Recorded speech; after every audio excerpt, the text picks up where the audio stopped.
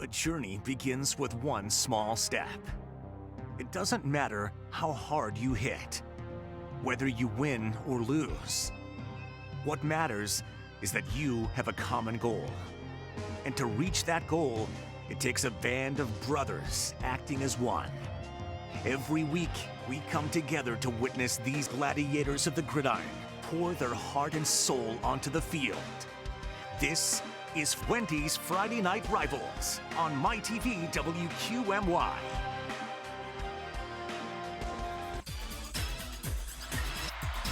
Welcome to Chesnesky Stadium in Nanticoke, Luzerne County. Tonight, it's a Wyoming Valley Conference showdown between Lake Lehman and Nanticoke. Good evening, everyone. I'm Bob Ide, and welcome to week number 7 of high school football. Joining me once again in the booth, Hall of Fame coach Stan Kaharski, and our own Aaron Dugan will join us shortly. Well, Stan, it's that time of year we start looking at the district playoffs because the regular season is just 4 weeks away from ending. So take a look at the District 2 AAA standings. Grand Prep's right there with Western Wayne. They look like they might have spots locked up, but there's 3 Wyoming Valley Conference teams looking for 2 positions. When you get this deep into the schedule, Bob, you have to start thinking about playoffs, and both of these teams are on the cusp at this particular point. Lake Lehman is on the upturn. They've won their last few games, whereas Nanticoke has lost their last 3. So this game has great implications for the playoffs for both of these squads. You mentioned Lake Lehman on the upswing. Their ground game is going all out. 1,200 yards in just 3 games, and they're led by Trey Borger. Absolutely. He's had a great career for the Black Knights. Sophomore year, I think he rushed for almost 800 yards. He's at that point again this year. He was injured a little bit last year, but he is the workhorse, and we expect him to carry the ball quite a bit tonight.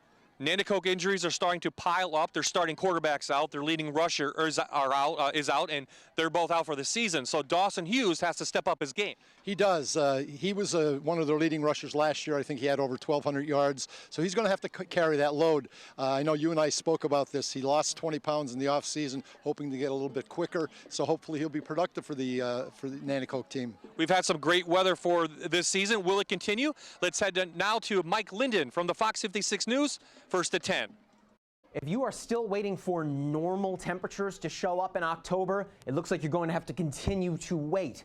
Now, temperatures this evening dropping into the low 60s, which compared to normal is pretty okay. Normally we should be in the mid to low 40s, so 60 not so bad. A little extra humidity added in there as well, which also could result in a few showers overnight tonight.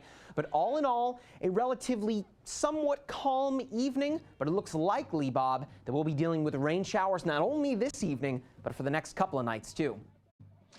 Thank you, Mike. It will be a playoff-like atmosphere in Nanticoke tonight when we return. It's the opening lineup and the opening kick. It's Lake Lehman and Nanticoke next. This is Friday Night Rivals on MyTV WQMY.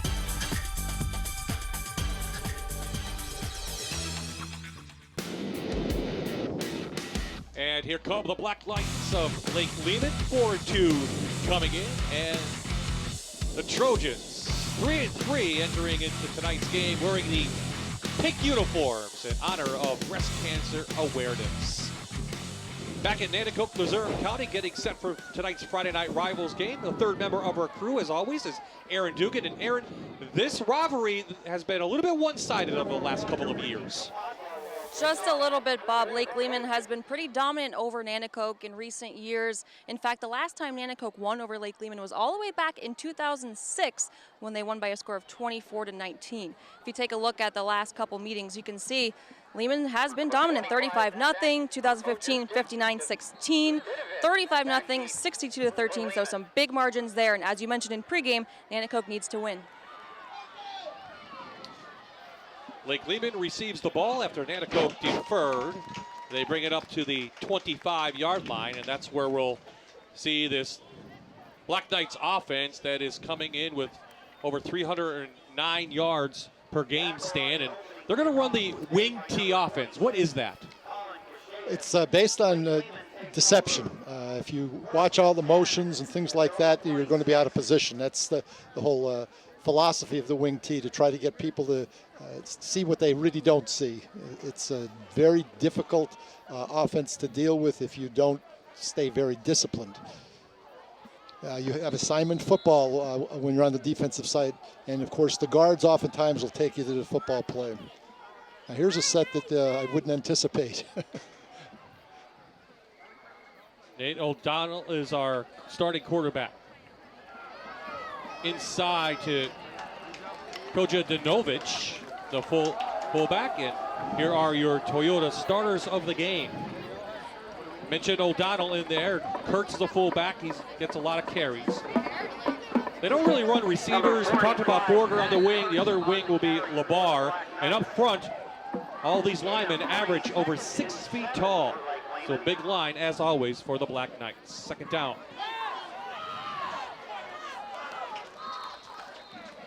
Koja Danovic gets outside for a couple and close to a first down. Lake Lehman really had a power set to the left side of Nanticoke set.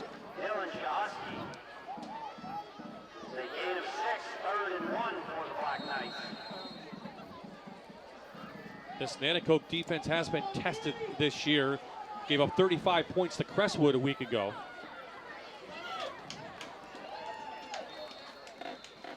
A lot of backups playing because of injuries for the Trojans, but not on the line of scrimmage, and that's a bonus and a help for them. It is. As I said a little bit earlier, Bob, they had 9 people coming back on both sides of the football, so their down people have been unscathed by the injury bug. Not so with their skill kids. Number 16, Nate O'Donnell. So it was a quarterback sneak, and we're going to actually have a measurement Gain of 1. We're going to for have the a Black measurement. Knights.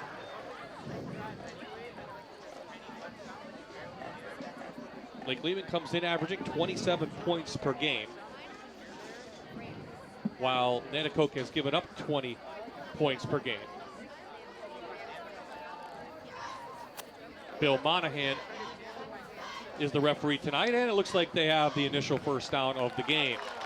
That would have been a big stop for the Trojans had they been able to stop that quarterback sneak.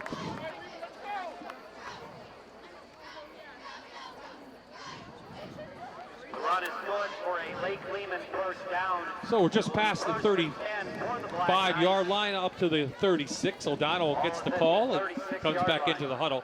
No 25-second play clocks here, so the referee takes charge. Sweep to Borger. And I think we're going to have a flag before that play even got started. Trey Borger, the ball carrier. So our first opportunity here from Mr. Bill Monahan. Okay, encroachment. Your end on the far side. Offsides against the Trojans is a 5-yard penalty and will result in 1st and 5 for the Black Knights. Those are the types of penalties that, as we've said in the past, that really are unnecessary. You should be able to check your alignment, look in where the ball is, and make sure you don't cross into that neutral zone. You mentioned both teams like to play a 4-4 on defense, so if you're Nanticoke, you're playing a 4-4. Where are your reads at against this type of team? Well, those inside backers, I would assume, are going to try to key the guards. Sweep to Borger. There he goes. Picks up about 6, another first down, and now your Toyota starters for the Trojans on defense. As I mentioned, up front, they're healthy. Watch for Guzak in the middle. Also, Emmons on the outside. The linebackers are very active, including Cheslaw Jr. in the secondary. Boy, they can be tested tonight. But some talent back there with Amans. Bob, in this first possession, Lake Lehman has not been in traditional wing T sets. They've been in a speed sweep, giving the ball to their wing back. Now they're overloaded here to the right. Borger caught behind the line of scrimmage. And I mentioned him, Joe Amans, his 6th tackle for a loss on the season. One of the things that the Nanticoke coaching staff said to us, Bob, is that they had a swarm to the football. And if you look at this replay, you'll see there's a lot of pink shirts, 5 or 6 of them there. What you will not see tonight is a lot of throwing. And why? How many yards between both teams, Coach? Less than 100, 73? Perhaps close to 100. That's both teams. That's between both teams. They will not put the ball up in the air unless they are forced to. Well, Coach Gilsey thinks that more bad things can happen if you throw it than good things. So that's his philosophy, and that's what he does. Let's see if they go to the air on this. Trips to the left. They will. And nothing there. Goes incomplete. So third down upcoming. Nanticoke has been very impressive defensively on this particular possession. Now this is where teams run into a problem. When you don't pass the ball on a regular basis, when you're in a situation like this, it's tough to pass successfully. Our first key of the game, Coach, from Toyota is what Lake Lehman wants to do. They want to control the clock and control the ball. Well, you've got to get positive yards on all your plays to control the clock, and they've had some negatives. So big opportunity here for Nanticoke to get the ball. Open trips. Screen pass. Yeah, little screen, and they couldn't get it set up, trying to hit Kojanovic, and it goes incomplete. So the Black Knights bring the punt on.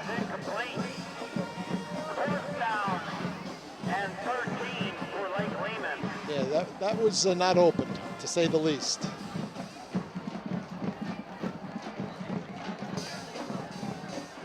Joe Shoemaker in there, trying to get the stop. So this is Big Ian Evans to punt the ball. Keanu Amons is back, along with Husky. This will be returnable from the 29. Flag comes in. Is there ever a kick where there's not a flag? Anymore? No. Probably block in the back. Probably, as Coach said, a block in the back. So we'll get the call.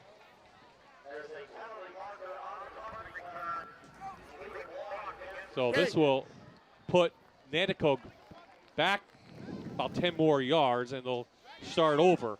And when talking to Coach Bruza this week, he wants to see more offense from his team. They only were able to get up 7 points last week against Crestwood. They feel like this week of practice may help them a little bit. Bob, you and I discussed this before the game. Your younger players have to be ready to play. Injuries are part of the game, and you have to practice like you're the next man up, and that's been an issue I'm sure that they're going to have to deal with even in this possession here. So sophomore Colby Baczynski, 6'2", 175, number 11. You see him, he gets the start. Matt Rubel, the 2-year starter, is hurt and out for the season.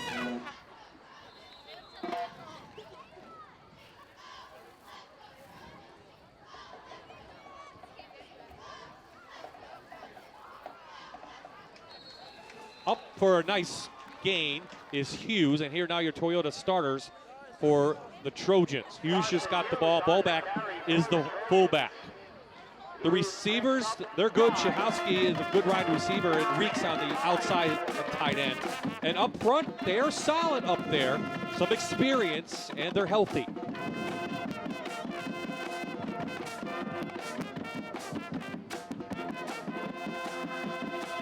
Coach, I think you want to see second and short or third and short. You don't want to see third and long. You need a manageable down and distance.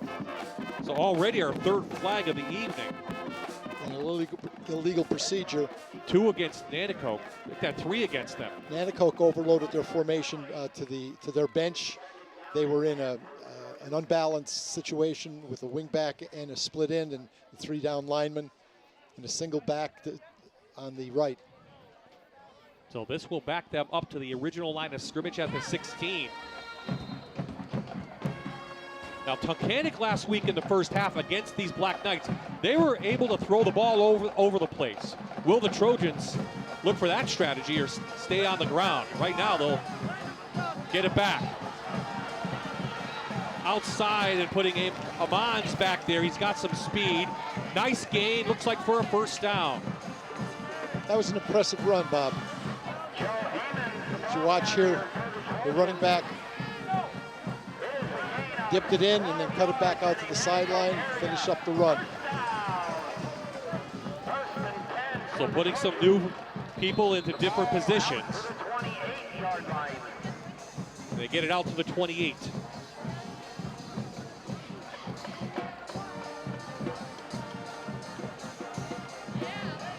Hughes lit up. That's Borger from his linebacker position. So here now your starters for Lake Lehman on defense. Solid up front. Watch out for Caningus in the middle. The linebackers are active. You just saw Borger in there. Also Nate O'Donnell.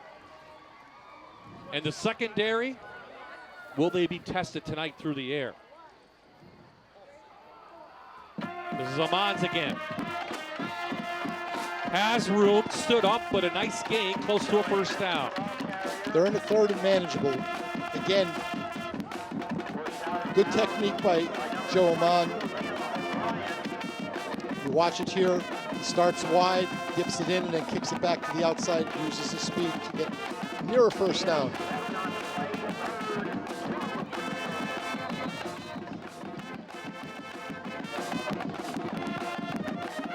Clock stops momentarily since he went out of bounds.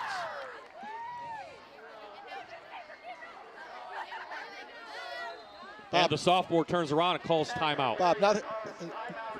And we'll take a quick timeout. Scoreless here in Nanticoke.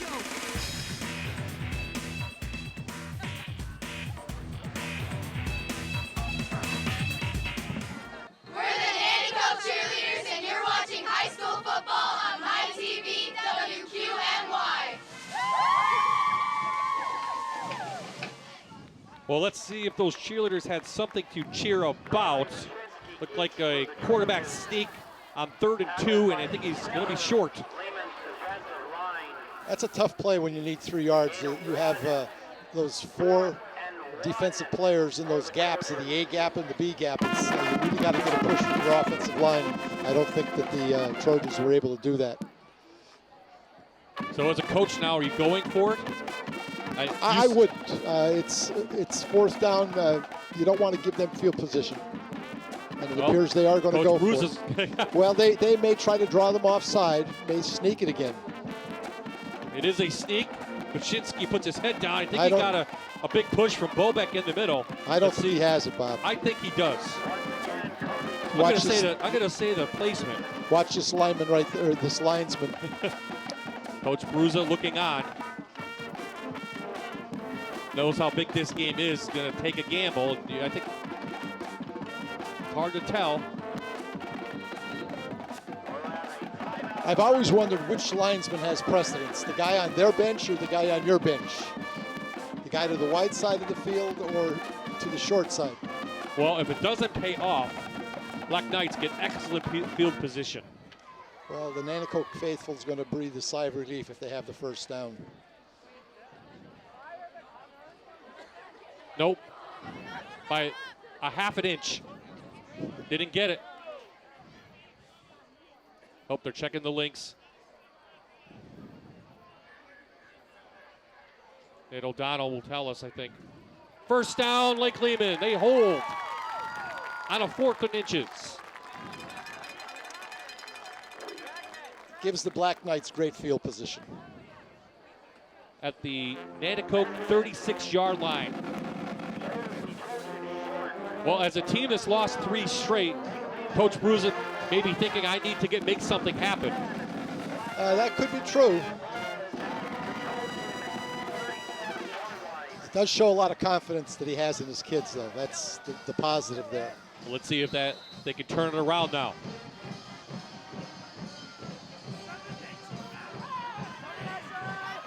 Kojanovic, flag comes in. He had a yard gain at best. That's probably going to be a hold.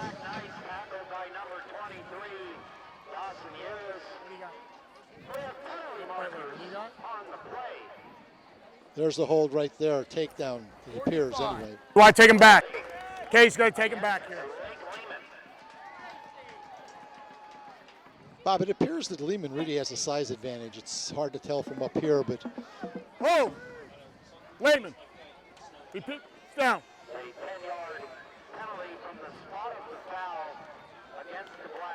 So big penalty and a break for Nanticoke.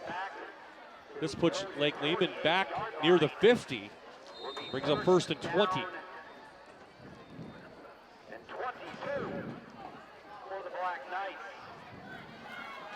But they do have a couple of downs to get that running game in motion. There's a counter play. Inside, Kolczynski has running room. Inside the 15. Kojanovic, the sophomore. Here you watch the offside guard and tackle pull. Cuts it up inside, and then it's just a race to the end zone. It is a gain of 36 yards for the Black Knights. 36-yard gain for the sophomore, and it's a big one.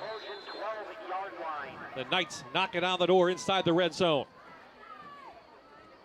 Another counter. Touchdown. Same guy, touchdown, Lake Lehman.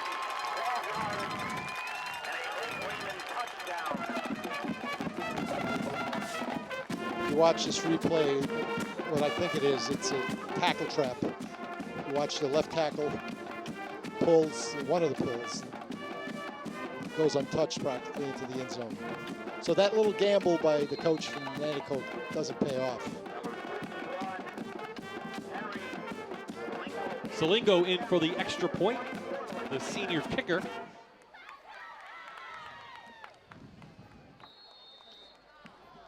And it makes it through. So with 5:48 remaining, the Black Knights take the lead.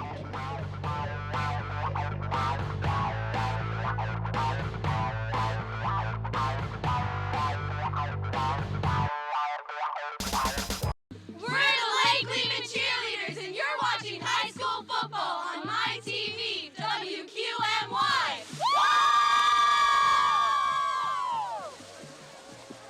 Those cheerleaders have something to shout about. Their team leading 7-0 on a two-play 48-yard drive after the penalty, and they made it look easy. They did. One of the things about the wing T is that the quarterback's like an illusionist. You don't know where the ball's going. He fakes it, he hands it off, sometimes he'll keep it. And again, as I said earlier in the broadcast, Bob, the key to defending it is to play football and have your own responsibility and stay there. Get to the ball, find the ball. Here are some impact players we're looking for to have a big game. Basinski, the quarterback, really have to rely on him. Kuzak in the middle. Shoemaker's already made a stop back there. Let's talk about the quarterback, his responsibilities in his third start. Well, one of the things, Bob, that we've noticed, at least their first series here, they've been not in the traditional wing T set, they've been in a traditional pro set. Flankers tight end to the right side of the formation, split into the left in an I formation. So they must have practiced diligently to get out of their normal rhythm.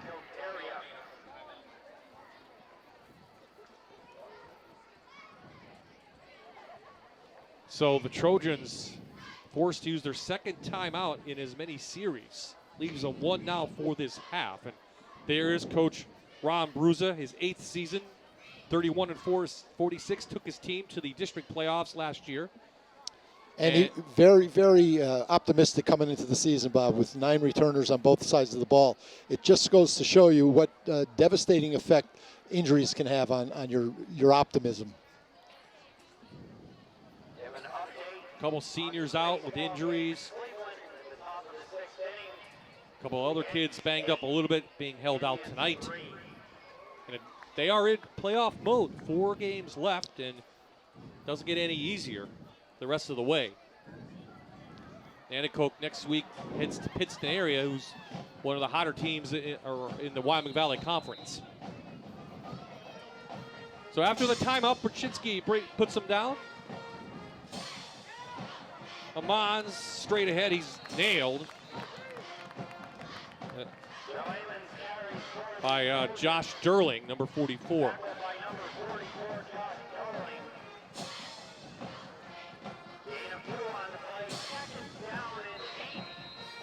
Boy, just looking at these two teams, Coach, we talked about when we were down on the field, just a size difference. Big size difference.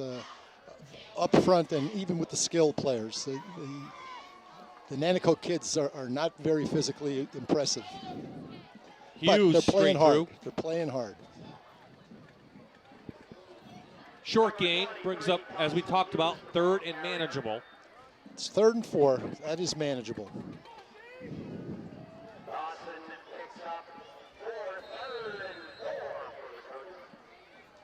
This offense, again, just 47 yards per game through the air. Sophomore has not thrown one yet. Stayed on the ground. Amon straight through. Gonna be close to a first down, but I think it's 4th and short again. Do they punt here? I'm punting. You know, one of the things about attacking the 4-4 defense is that you have a 3-deep secondary, and unless the linebackers are widening, you basically have a one-on-one situation with the corners. Now, again, if you don't really depend or practice your passing game, it's tough to do it in a week. We're going to have another measurement. Gives more time for the coach to think about this one again. You don't want to give Lake Lehman the ball back because they can score pretty easily, as we saw on their last possession. But how many times can you roll the dice? It's going to be got short. it. No, I think they got this one. Yes, they did. Good eyes, Bob. By a credit card. You know, you wonder, at the last possession, they tried to get that first down. They didn't.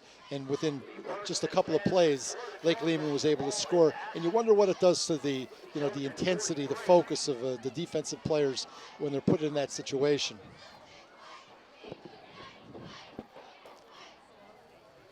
So a new set of downs for the Trojans. Here they are, and just a pro set. Tight end flanker to the bench, split into the top of the. Stay on the ground. Amons breaking tackles. Best run of the night for him. Inside Black Knight territory he goes. Pick up of 12. It appears Coach Bruza has a plan, and he's going to run right at it. It's all downhill stuff. It's not east and west, it's north and south. And it's a very hard run by Joe Amon. There must have been a lot of tinkering with personnel during the week. Yes.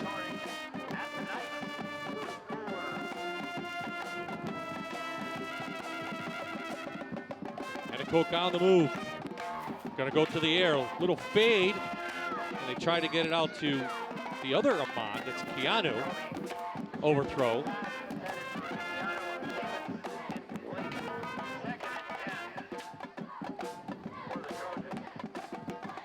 Toyota key to the game for the Black Knights. Got to stop that running game. You do. And that previous play, the ball's on the left hash mark. You don't give the receiver a lot of room to adjust, and you have to be perfect with that pass in terms of your placement. And he threw it out of bounds. Back to Amons, and that didn't fake anybody out, including the interior defense of the Black Knights.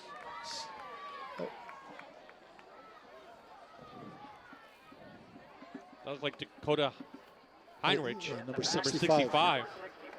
He had penetration. There he is.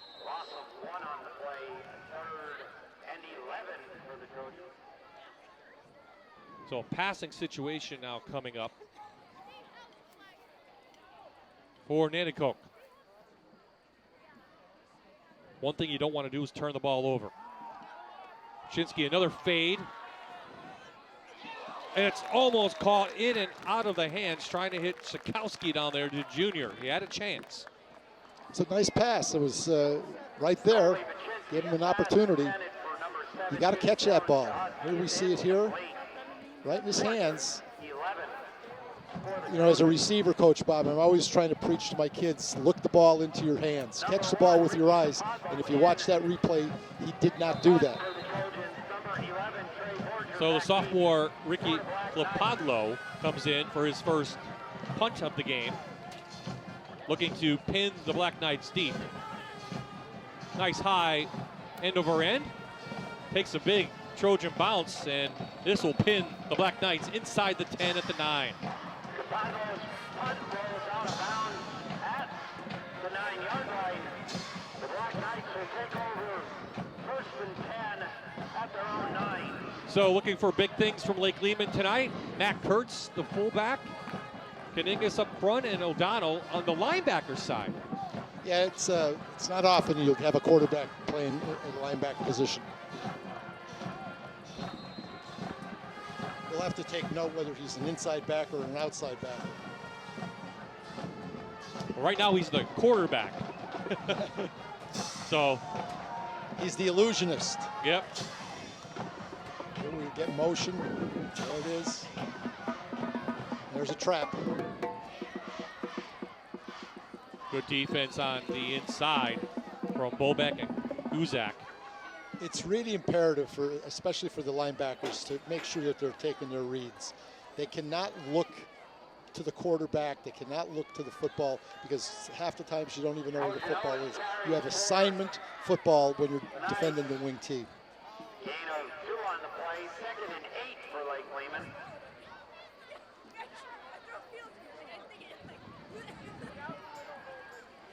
Ladies and gentlemen, if there are any junior Trojan cheerleaders left, please see Coach Becky down by the gate to the track near the ambulance.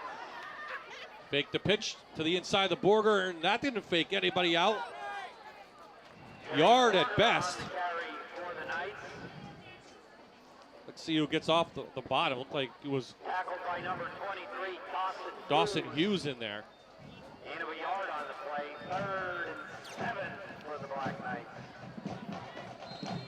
So now 3rd and long for the Black Knights, and I was kind of surprised on the last time they passed the ball, they rolled him out to the left and not to the right, because it's easier to throw. It is, but they overloaded the formation to that side. They had trips, plus the back was set to that side for protection. It's just a matter Nanticoke got penetration. Well, they'll send out 2 wides to the left now. There's a trap again. Keep it on the ground. And doesn't get much of anything. Bobek in there. Kojanovic, I think a loss on the play. Yeah, about a yard loss. Black Knights will punt. That's a great defensive stand by the Trojans. 3 plays, they gave up 3 yards. So the field position game being played here. There's 1:09 left to go. Evans from his end zone. Now, Amans, Keanu, has a punt return of 80 yards for a touchdown this year already. So stay away from him. Get away. Boy, take a big bounce, and they'll have real good field position to begin this possession. Call it the Lake Lehman 35. At the 35-yard line, Nanticoke area will start 1st and 10 at the Black Knight 35-yard line. So this time, the fact that they punt it actually worked in their favor. Absolutely.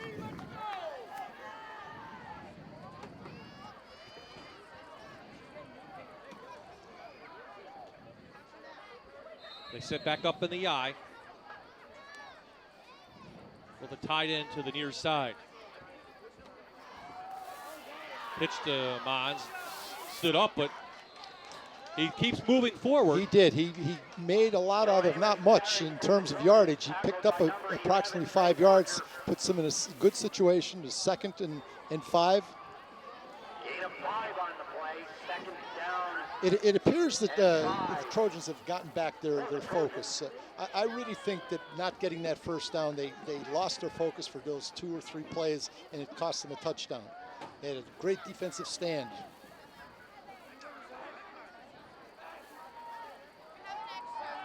Kuczynski looking downfield. Dumps it off to Amans. One move. Still on his feet. Somehow holds on to the ball, and they will mark it down inside the 10 to the 5. Here we go. It's a little sprint to the right. Kuczynski bides his time. Flag down, coach. Hope it's not an illegal receiver downfield. Nope, sideline warning, and that will end the 1st quarter. So the 2nd quarter is on the way. Nanticoke looking to tie this one up. But first, let's go down to Aaron. And Aaron, what do you have?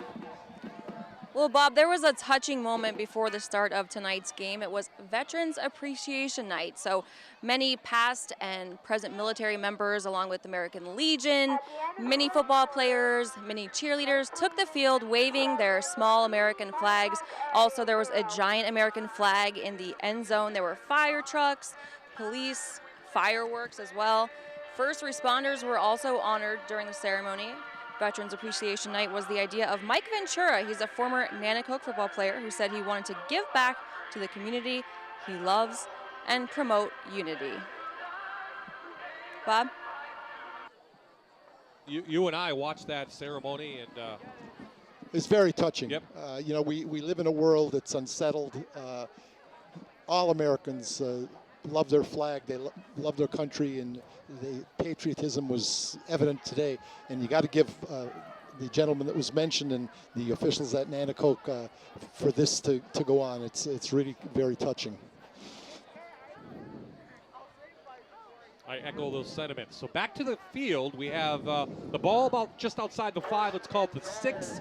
First and goal, Trojans. Trying to tie this one up, down 7-0.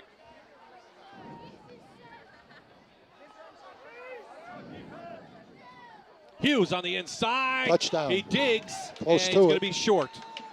If he stuck the ball out, he might have had it. They're going to say he's at the 1-yard line. Looked like a trap, I think, Bob. We see the replay. Hughes carries for the Trojans. It is a gain of 5. Second and goal for Nanticoke Just short. area. The ball at the Lehman 1. So I see another quarterback sneak here. But those A gaps Yep. are filled. trying to get the And I push. think he got in. I think they pushed Let's him see, it's in. going to be on the side. Judge, touchdown, Nanticoke. Colby Baczynski. His first touchdown of the season.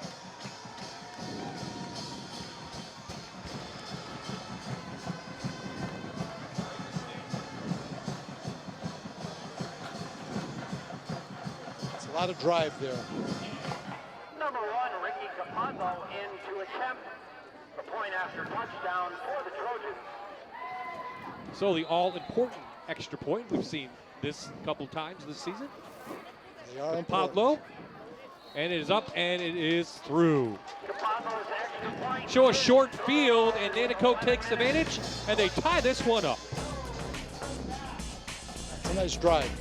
You got to give Baczynski a lot of credit on that one completion. He rolled to his right.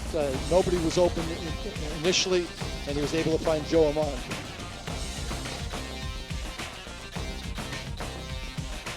This is Friday Night Rivals on MyTV WQMY.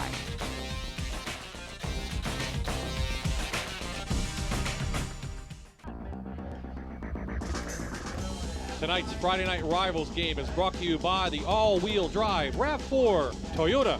What drives you? So we are back in the second quarter after the kickoff by Kojanovic at midfield. They give it to the big fullback, and why not? He rumbles and bumbles. This is Kurtz.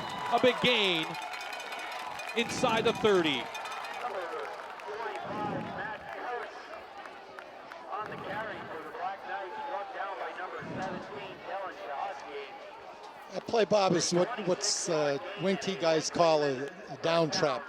Play side guard is going to pull and kick out to his right. Fullback goes at an angle for a big gain.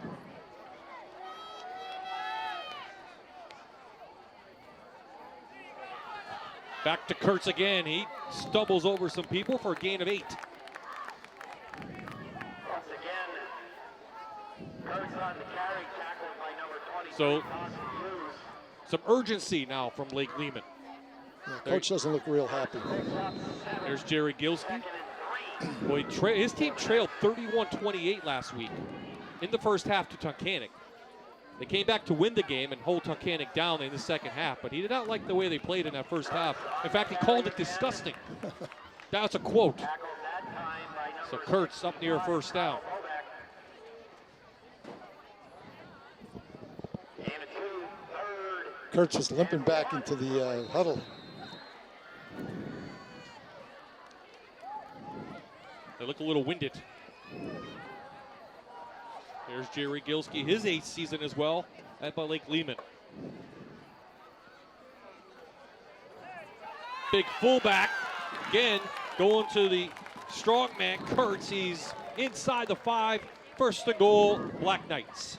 Once again, Matt Kurtz carries, tackled by number 52, Chris Sywell. Kurtz There it is. for the Trojan 2-yard line, first and goal. He's a little gassed, but it doesn't stop him getting down near the goal line. He's touched the ball on every play, Coach. Well, he's 235. There he is again. Here he is again. Can they keep him out? They cannot. Touchdown. Just like that, the Black Knights answer the Nanticoke touchdown with one of their own, and they take back the lead.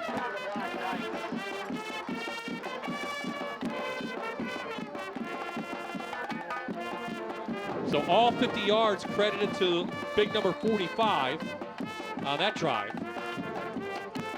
It took 5 plays. Kurtz does not look healthy. I think he got banged up a little bit. He's going to be helped off the field. Here's a touchdown again. He's got his shoulders going downhill. He only needed about 1.5 yards. It's 235. It's going to be tough to stop him. Well, let's see how he is holding his back.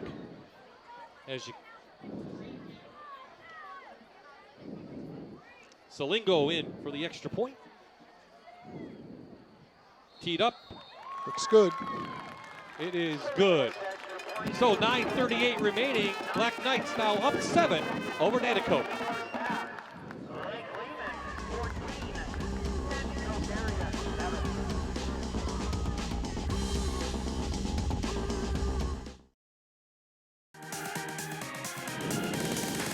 We're back at Shinesky Stadium in the beautiful town of Nanticoke. Black Knights kick this one off. It goes to Husky. And he's taken down just outside the 30. So you saw the urgency from the Black Knights on their last possession. Just 5 plays, 50 yards, all from the fullback. Now you're the Trojans. Do you have to answer now? Or Well, again, Lake Lehman answered. That's the thing. The shift in momentum is always a big part of what's going to occur on the next possession. So we'll see what Nanticoke's able to do against the defense of the Black Knights. Well, one thing they're going to have to do is stop them on defense. Do they have enough points in them, though, to match? That's the question. Well, back to the ground they go to Amans. He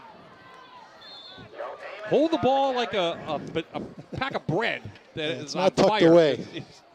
Tackled by number 21, Nate Lamar. On their program, he's listed as a tight end defensive end. So I'm not sure how many repetitions he's had as a running back. But he certainly is doing a good job as a running back.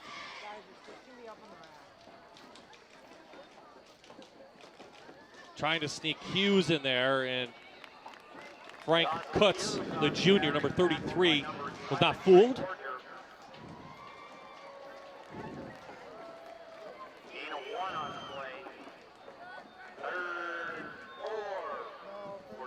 They try to break up now like a screen pass or something out of the backfield. Now let's see the set. Even the tight end. Could be a little bit of a sprint to his left. There it is. Amon is open again. Oh, wide open. Amon with room. Inside Black Knight territory up to the 45. Now that's twice in a row that they've done that. He's just bleeding out through. He's leading, as you'll see here. And then he just bleeds out into the flat, and nobody's there. There's a penalty. I think we're going to have unsportsmanlike against the guy that caught the ball. I think there's some chatter on the field. Referees are going to take control, and coach will bring him out now. We have a dead ball foul. Unsportsmanlike. Right there. Well, that is going to drive Coach Bruza berserk. His best guy he's got the ball to tonight. You know, coaches are always preaching to their kids that you have to maintain your composure. Poise is so important, and if you let your emotions run away with you, you're going to hurt your team, and that's very selfish. So with the penalty, it backs them up to the 40.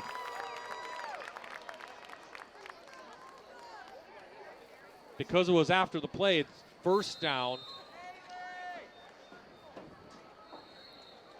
and 20.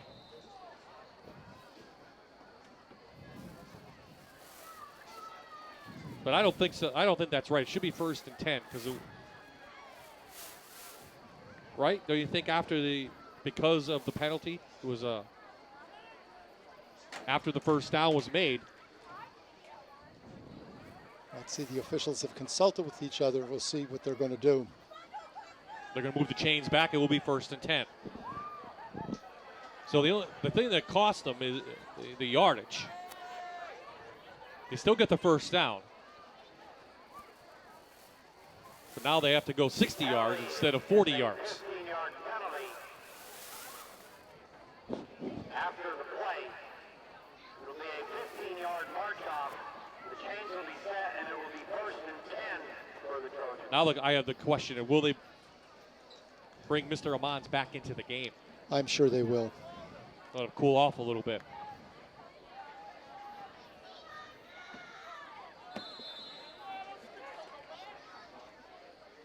A little sprint this way. Buczynski over the middle. It's tipped and intercepted.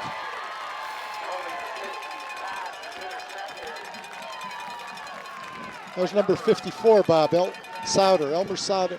Defensive Sauter. end. First interception of the night. Yeah. Again, he had that pressure. Buczynski had some pressure placed on him, and he just let the ball fly. He probably didn't even see the defensive end who was in a drop position. He had a man open. He was trying to get it over the middle, I think, to their tight end, but Sauter, first INT, as I said, of the season. Lake Lehman in business. Borger going nowhere. And with authority is Mr. Amans, making amends on the defensive side. Here's the interception, different angle.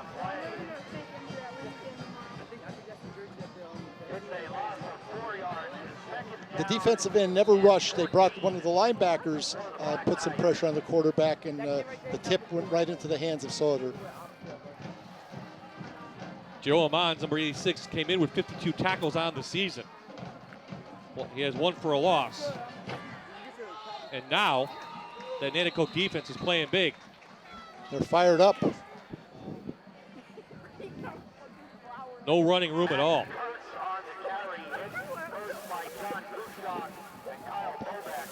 When you're not a big play offense, Bob, you've got to be very careful and try to control your emotions and maintain field position. This really set them back, and of course the interception set them back. Key to the game, got to swarm to the ball on defense. They And have on these two possessions. They've done that. On these two plays. So it could be a passing situation now for the Black Knights. They're open trips to the right. O'Donnell going to throw it downfield. That was intended for Kojanovic. It was overthrown, but we're going to have a penalty, I think, on the play. Let's see Sikowski. this. Well, he did bump him. All he didn't have to do anything. No, because the ball was overthrown. Defensive pass interference. Nanticoke. How many? So Trojans a little bit over-aggressive in this game. So the 15-yard penalty in high school gives Lake Lehman the first down and gives Coach Bruza, I think, an ulcer. It's a game for the kids. You know, the problem is, Bob, the coaches put their heart and souls into this, and you know, when dumb things happen on the field, it's very, very painful for coaches. Nanticoke is playing a very good game, except for the penalties. Ball in the grass, picked up. And O'Donnell does a nice job just to get near the line of scrimmage again. Officially loss of one.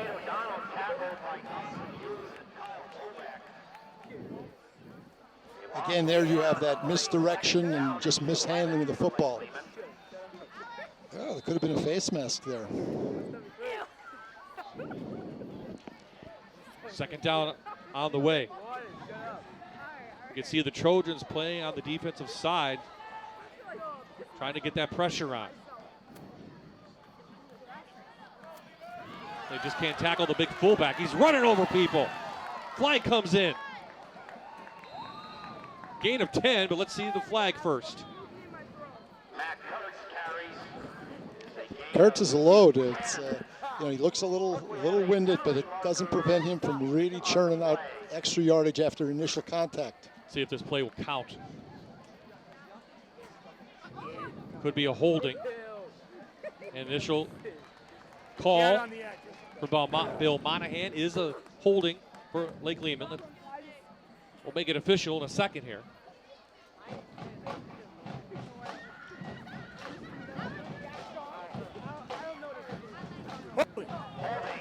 Lehman.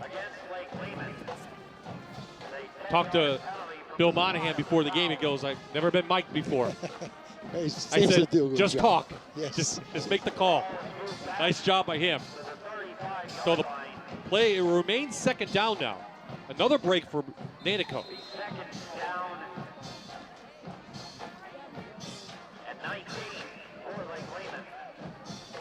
I mean, the Trojans have them playing really good defense on this possession. Kurtz is out. He needs to get a little bit of a rest. There's a pass, a little sprint. Donald over the middle. Has a receiver. That's the tight end, Durling. And he takes it inside the 10 to the 5. First and goal, Lake Lehman. The tight end is to the right. He's going to drag across the middle of the field. He's wide open.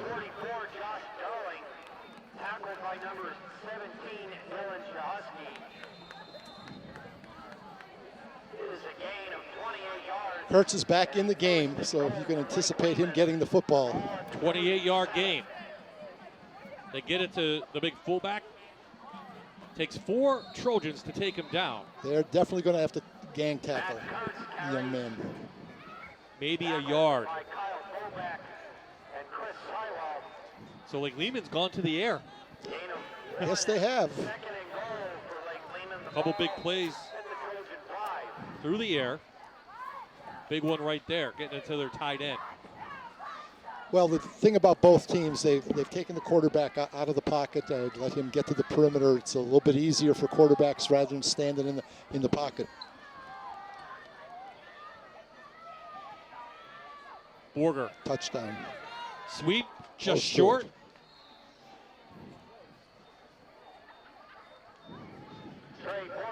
Tackled by Oscar Trzynski, sophomore. Oh, excuse me, Colin Siegel, number 49, made the tackle.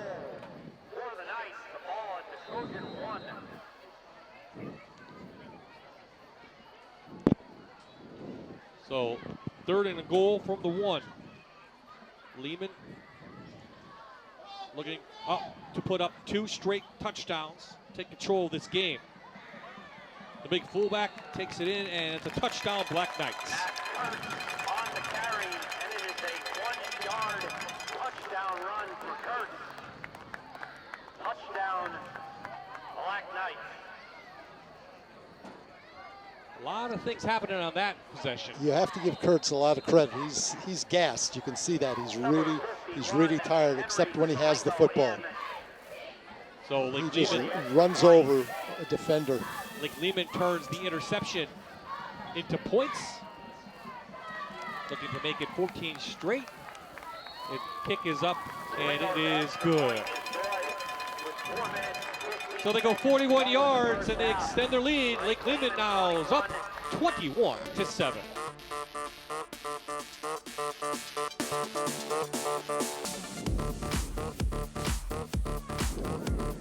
We are back after the touchdown. Salingo tees it up. Husky on the outside is driven down. And now the Trojans get back on the field on the offensive side of the ball. Bob Ide, Stan Kaharski, and Aaron Dugan. Glad you could join us. Week number 7 of high school football for Friday night rivals. Had a good game. We were tied at 7, but Lake Lehman has surged ahead now. Nanticoke has a real challenge. Matt Kurtz is 235 pounds. He's running straight downhill, and the laws of physics tell us if one body's moving and the other one's stationary, the one that's moving is going to move forward, and that's been the case down here near the goal line. One of the bright spots for the Trojans has been the running of Joe Amons, number 86. He dots the I on this one.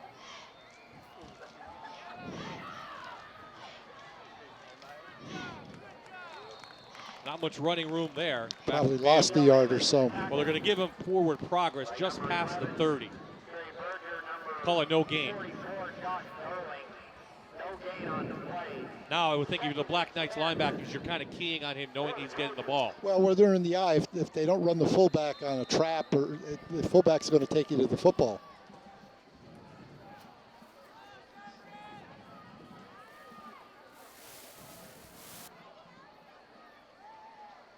And there's the fullback. And there's the trap. Couple of best, 3rd and long on the way.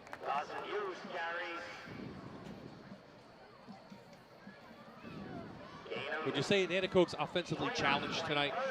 I mean, last week against Crestwood, they put up only 137 yards of total offense, just 7 points. What I'm surprised with, Bob, is the fact that they're not in their wing T. I mean, again, perhaps because of personnel situations, they've come out and run basically an I formation. Now here they are in a wing T set, and we get the tight end that jumps off sides. That's Mr. Reeks. Oh, yeah, that was actually Shane Raposki in there, the junior, number 39. Coach Bruce has got to find another surprise in his bag of tricks. A very important game, especially in the District 2 standings. With Nanticoke losing 3 straight. Can't fall behind again. They head to Pittston next week.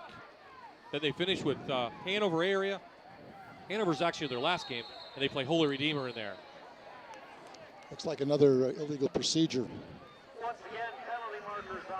And penalties starting to pile up for Nanticoke. You lose your focus. You give up 2 touchdowns in a row. Defensively or offensively, you're back out in the field, and you lose your focus. And that's something that's got to stop, or else this game is going to get out of control.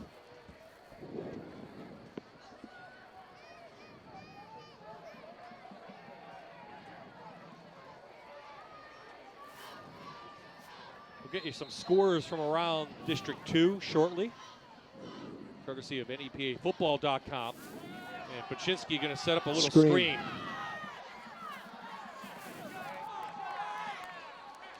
Mons banged up. Gain of about 6, but late flag.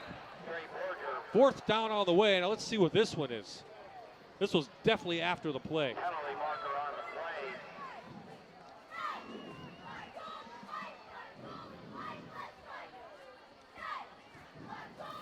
Okay, dead ball.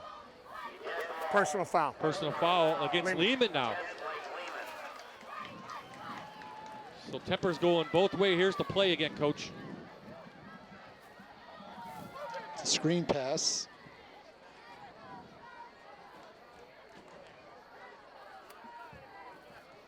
Let's see what happens here.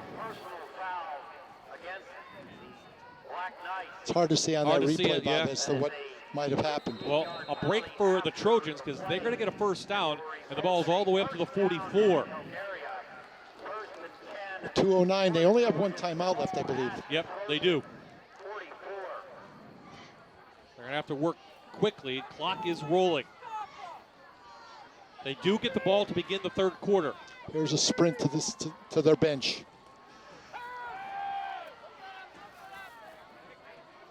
Oh, caught by Kiana Amons. Amons in the open. Does he have the speed? Touchdown, Nanticoke. We have a ball game.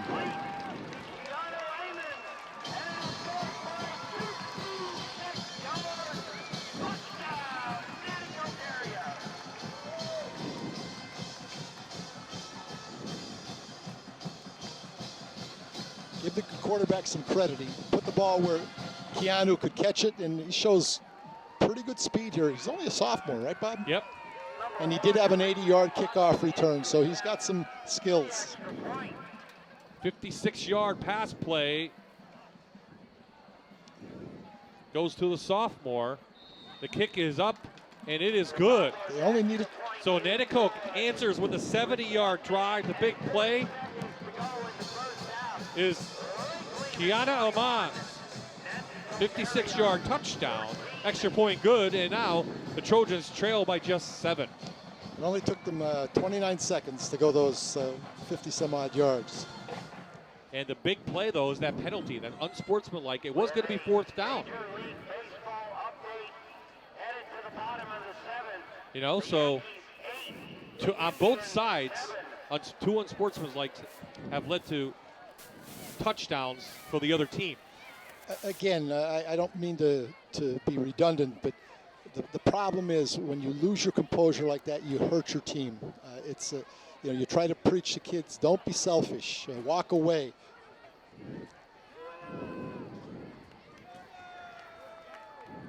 So you called the roll now, and I thought it was going to be intercepted.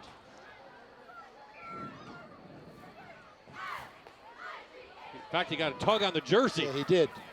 But he cuts back towards the middle of the field, and he just outraised. I thought 15 was going to catch him. O'Brien tugged his shirt, but Aman's a sophomore. Was right there, made the catch, and he did the rest. Capadlo, little kickoff. Still a live ball. Kojanovic. Uh-oh. Big return out of the open. Dive, son. The kickers knocks him out of bounds, but a huge kick return for the sophomore.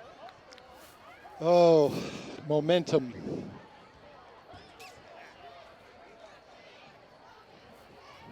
Here we go. We get the ball. They fumbled it. 60-yard return. Kojanovic. This is the all-name night, too, by the way. Sets up Lake Lehman now with excellent field position. From the Trojan 25. Kurtz back in there. They're going to go to the air. Wide open. Touchdown, Lake Lehman. Nate Labar, the senior, his first touchdown of the year and his longest catch of the season. Well, that didn't take long. No, it didn't. 25-yard play.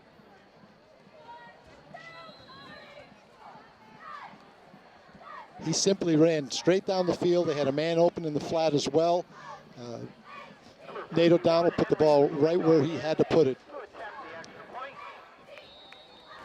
Extra point is good, and what you said coming in, total combined passing yards 73. We're seeing two different teams here tonight. I think they've exceeded that in the first half here.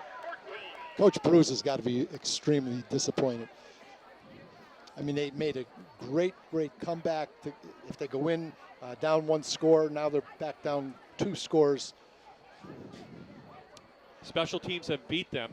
Kojanovic had about a 30-yard gain to give the ball at the 50 on the 1 kickoff, and now that big return of 60 yards set up another touchdown for the Black Knights. So special teams definitely advantage Black Knights tonight. Yes. What happens, Bob, I think when a kick is fumbled or muffed like that, kids get out of their lanes. If you don't stay in your lane, you're going to create gaps, and good running backs are going to find those gaps.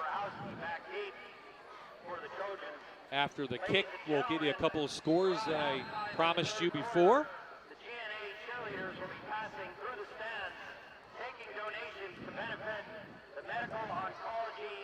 Maybe a couple surprises mixed in. There's Jerry Gilski, he mentioned his 8th year.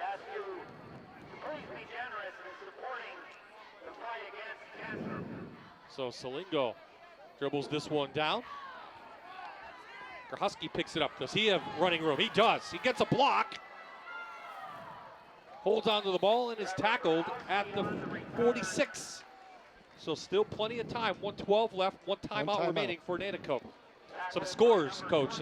Walla Paulpack beating Dallas 20-7 at the half as we take a look at the kickoff return. Walla Paulpack has had some good wins. Again, Husky does a nice job here getting the ball all the way out to the 40, almost the 46-yard line.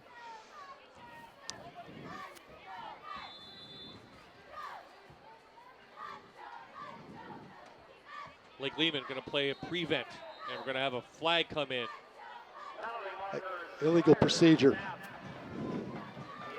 Bob, I'm really surprised. I mean, I anticipated a lot of wing T stuff. We've seen a little bit on the part of Lehman, hardly anything wing T oriented from the Trojans of Nanticoke. Here we have a 2-by-2 set. Quarterback again on the move. Kuczynski, got to get rid of it. Gain of 1 at best. If he had enough time to set his feet, he had a guy wide open along the sideline. Strzkowski was wide open. One surprise, Hazelton beating Scranton 21-8. Northwest all over Hanover 34-6. Here you see it again, the pass play. 2nd and 15 for the Trojans. 2-by-2 set again. Here comes the big rush. That's Kurtz, and Kuczynski does a nice job to get rid of that. 3rd and 15 for Nanticoke area. They have to be careful here, Bob. But You're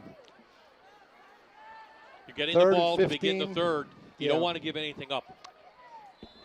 Now, Lake Lehman, though, I think has all 3 of their timeouts remaining. That's what I was alluding to. It's 3rd down. If they get nothing on this, it's 3rd and looks like 16.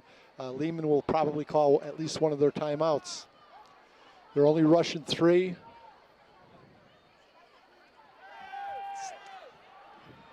Going to go downfield and overthrows his intended receiver, trying to hit Strzkowski out there. Clock stops, 54 seconds. And Nanticoke will punt.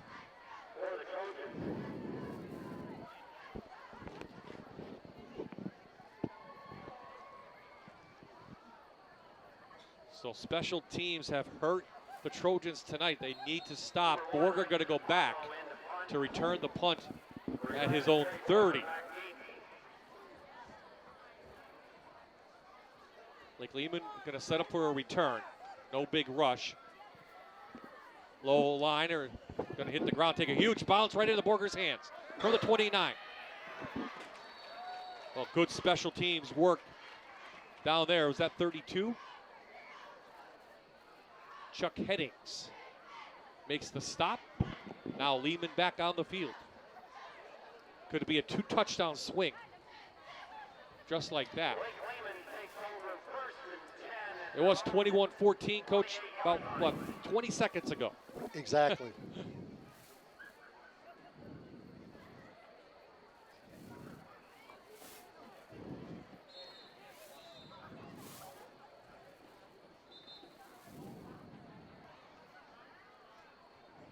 I think Nanticoke just called timeout to get a break, give their guys some water. They look a little tired out there.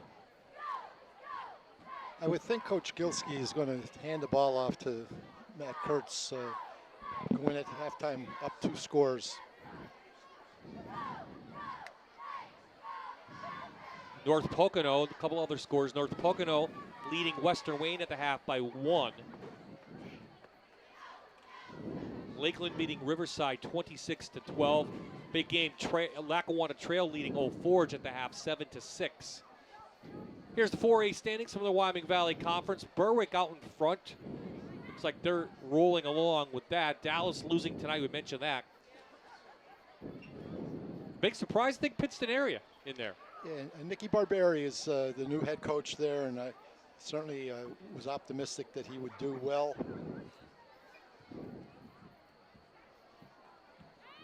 Crestwood beating Tunkhannock 28-6 in the second. Delaware Valley all over Williamsport late in the second, 34-10. It appears that DV has gotten their offense really moving. And I'm surprised Coughlin's shutting out Myers. Coughlin got beat up by Dallas, first game of the year. And now they're on a roll, too, looking for a district playoff berth, while Myers has to stay with Nanticoke and Lake Lehman in AAA. So a lot could happen in the last 4 weeks. Big rush put on by O'Donnell. There's a push in the back. Yep. This one's going to go against Lake Lehman, but is it intercepted? Nope, it goes incomplete, but saw the flag come in. We even saw the penalty. Yes, we did. When players push in the back, you have to appreciate their effort, but their decision making is just awful. I mean, going into a game and going into a season, you can't do that. You're better off letting the guy alone. If he tackles your teammate, so be it. Lehman. That's a break for Nanticoke because that's going to back up the Knights inside the 10. Here we look at it again. Right here we'll see number 64 pushes.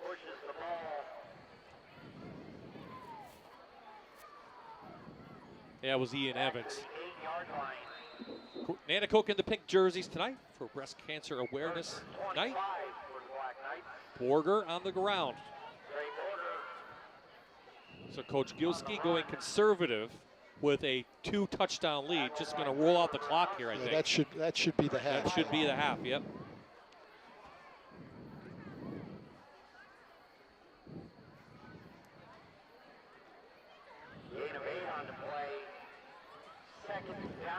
They don't even have to run the play, and the clock will run out. So a lot happening in the second quarter. As we go to the half, the Black Knights are going to take a 14-point lead in.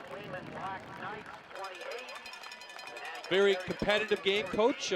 Maybe not what we expected, but you got to give Nanticoke a lot of credit. Absolutely. I mean, with all their injuries, and it appears from our study of coming into this game that they did a lot of tinkering with personnel and, of course, with their approach offensively, and it's been pretty effective.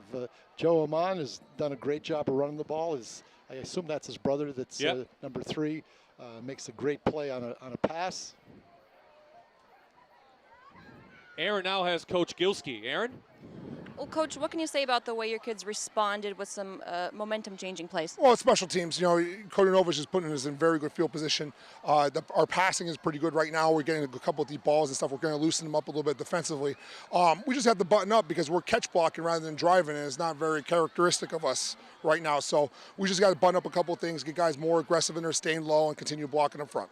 Speaking of passing, how much fun is it for you to see some of these pass plays working when you're traditionally a run-heavy team this year? Well, when you have 436 yards rushing last week, why throw the ball? You're sustaining the clock, and some people forget about that. Everyone thinks you got to throw the ball because they watch NFL and college and they're zinging over the damn place. So in high school, you control the clock and you keep possessions away from others. If we have to throw it, like tonight, we're throwing it, all right? So people need to keep that in mind. I don't look not to throw it. Why not when we're doing what we're doing? All right, thanks for your time. Yep, thank you. Okay, guys. And, Coach, thank you for your honesty.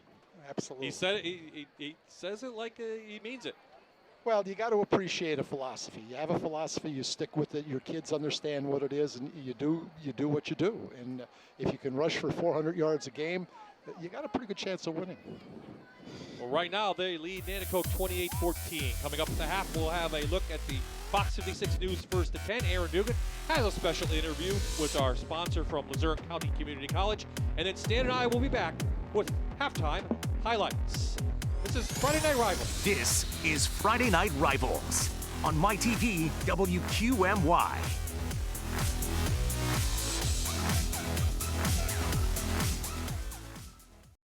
Here now with Thomas Leary, president of Luzerne County Community College. Thank you so much for joining us. You celebrated a big milestone this week. Yes, we did, Aaron, and it's a wonderful week for us because we're celebrating student and community events that, for example, we opened our time capsule on Tuesday.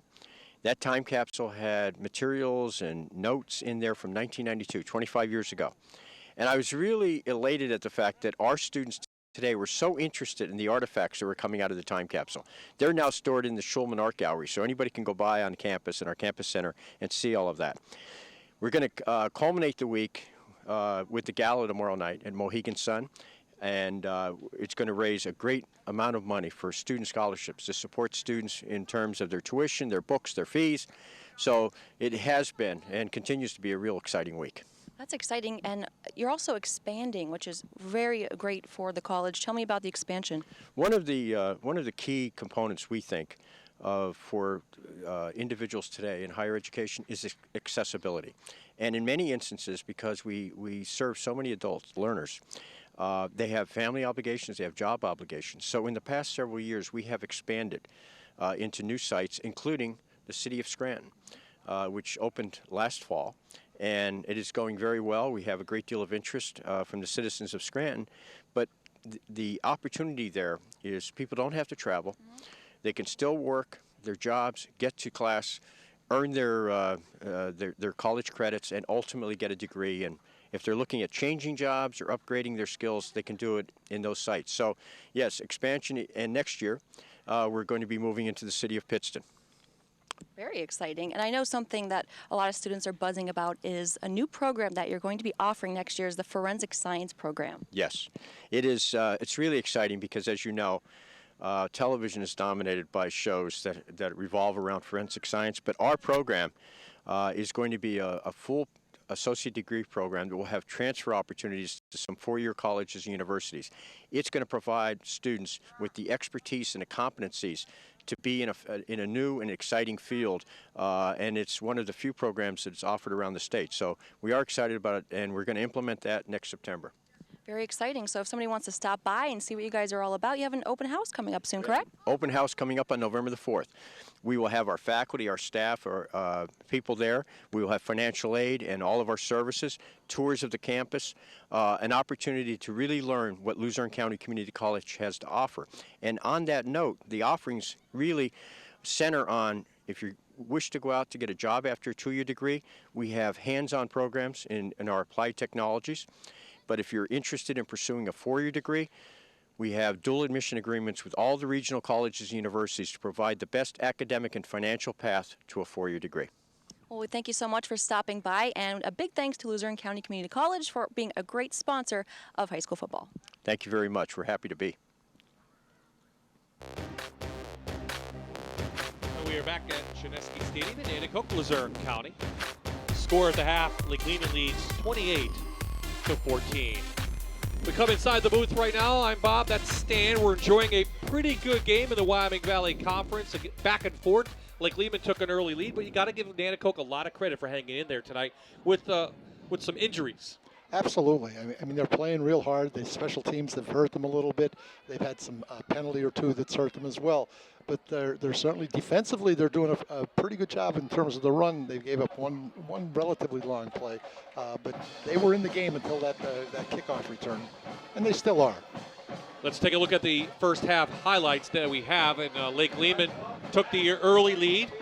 They drove it down and capitalized after the fourth down play.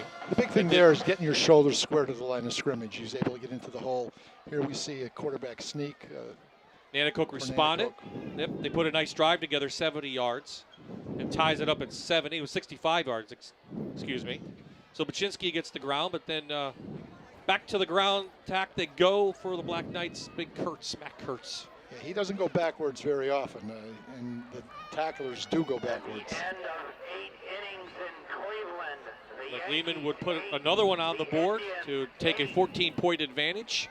They go through the air, O'Donnell to LeBar. I believe that's their third touchdown for the year. In the air. In the air. And then we had some craziness towards the end of the half. Nanticoke cut the lead to 7, but then Lake Lehman went right back to it and put another touchdown on, and that's where we stand right now, 28-14. There is Baczynski, the sophomore quarterback. He's 5 of 9 for 93 yards, has an interception and a touchdown that won to Kiana Amans. He also has a touchdown on the ground on the 1-yard sneak. So a little bit surprising. Both teams going to the air for a touchdown tonight. From a a point of view of the formations and things like that, I was completely unexpected what we're seeing tonight, Bob. A lot of different sets for Lake Lehman, a traditional I-back field for Nanticoke. I expected to see a lot more wing T in terms of formation and even running plays.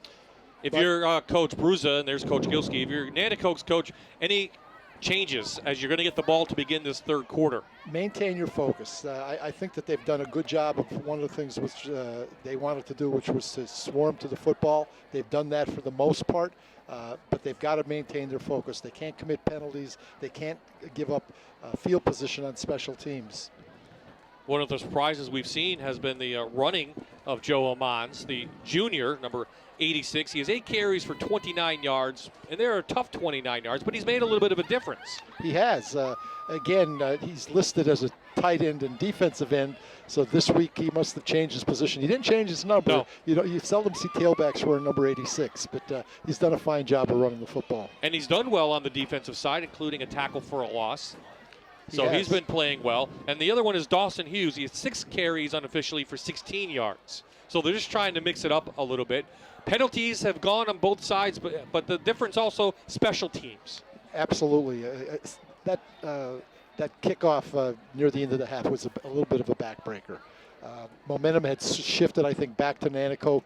They were going to go in at halftime only down 1 score, receiving the football as they are now with this kickoff.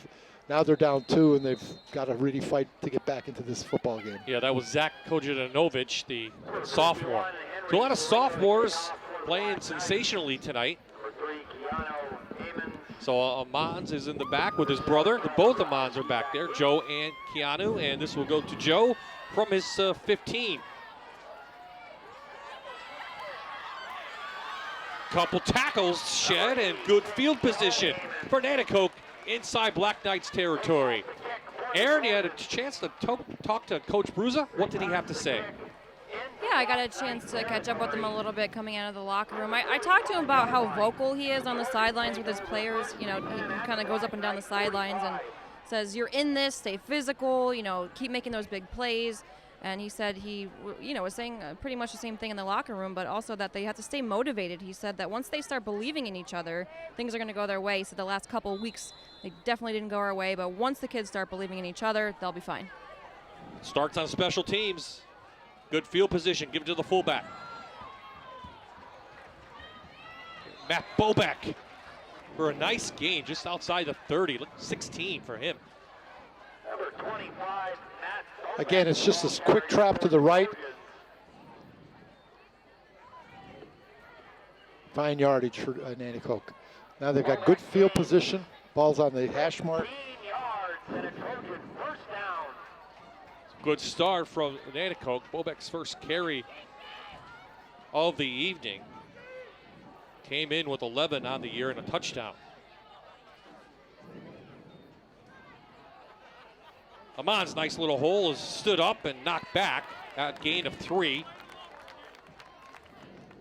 Look, that was O'Donnell in there on the stop, and Joe Amons carries Kadingas also getting up slow for the Black Knights. for the Trojans.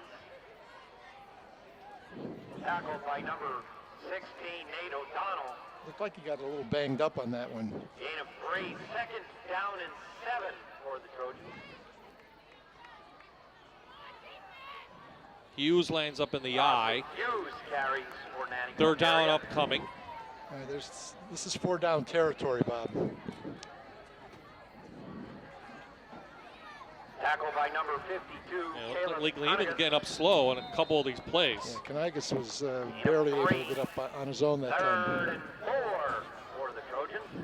Again, one of the things that Nanticoke did have going their ways, their offensive and defensive line is relatively healthy, and they do have some experience up front. They're relying on that. Baczynski, a little quick in. Good pass, almost caught. Dylan Sikowski, the intended receiver, had a chance at it. It's almost intercepted as well. Number 7 did a nice job. Trevor Grahowski Brings up fourth closed on that and ball. 4 for the Trojans. The ball at the Black Knight 25. So 4th down, and you have to go for it at this point, down 14.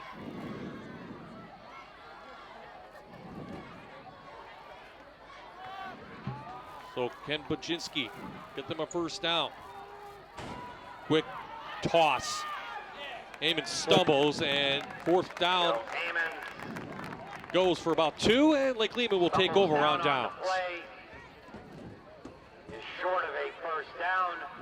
Be a turnover on downs. Lake Lehman will take over first and 10. Started out so promising, comes to a grinding halt. Gives the ball back to the Black Knights. Now the defense for Nanticoke has to somehow get a turnover or something. Make something happen, don't you think? Absolutely. It's going to be curious to see how Lake Lehman now comes out and approaches. I think we're going to see a lot of number 45 and number 11, at least to start this half. So Nate O'Donnell, the quarterback, 2 of 5 in the first half, 63 yards, and a touchdown. He'll come out in the shotgun.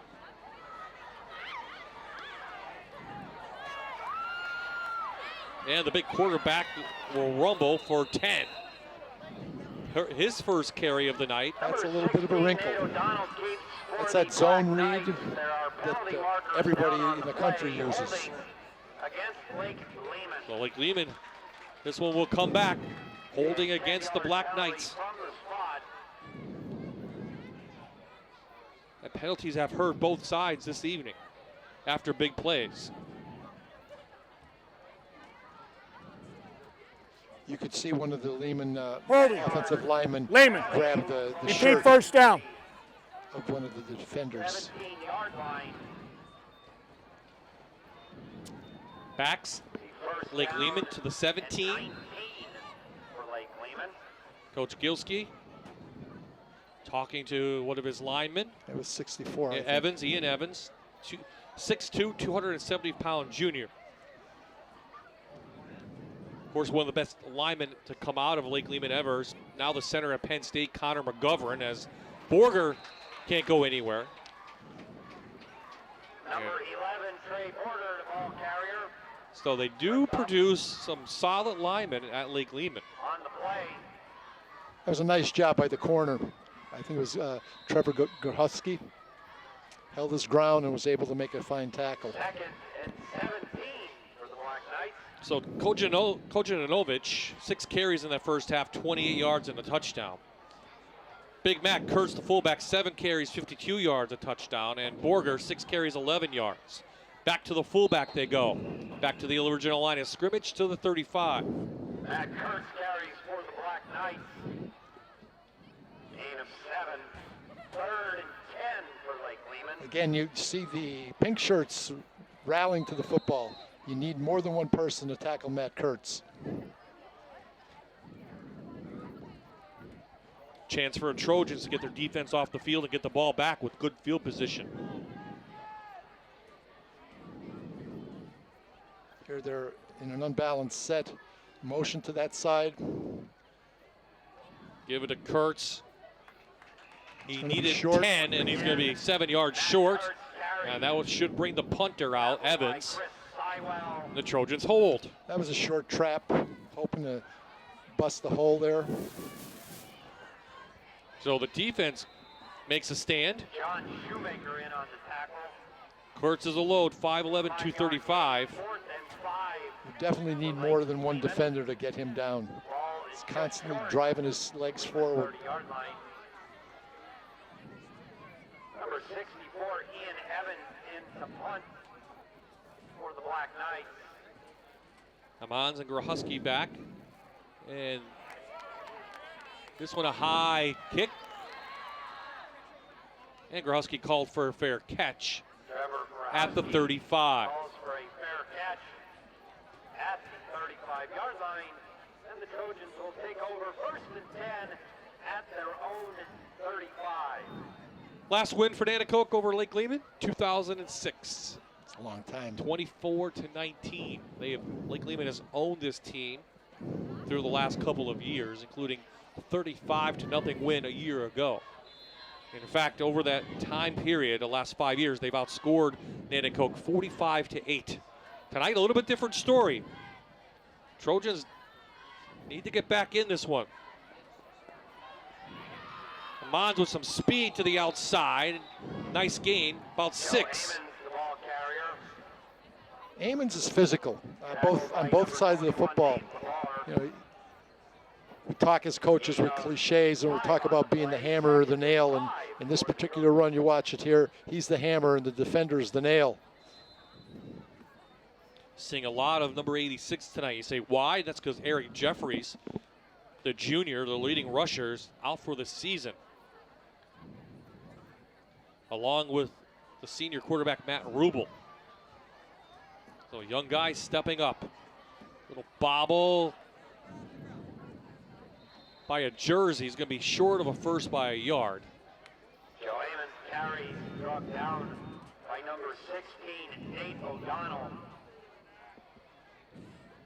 Gain of 4 on the play. 3rd and 1 for the Trojans.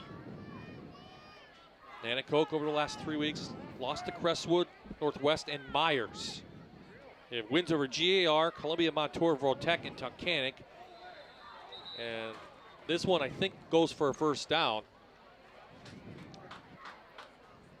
Colby Paczynski. Tried that quarterback sneak a couple times tonight. Yeah, Lake Lehman's really filling the A gap.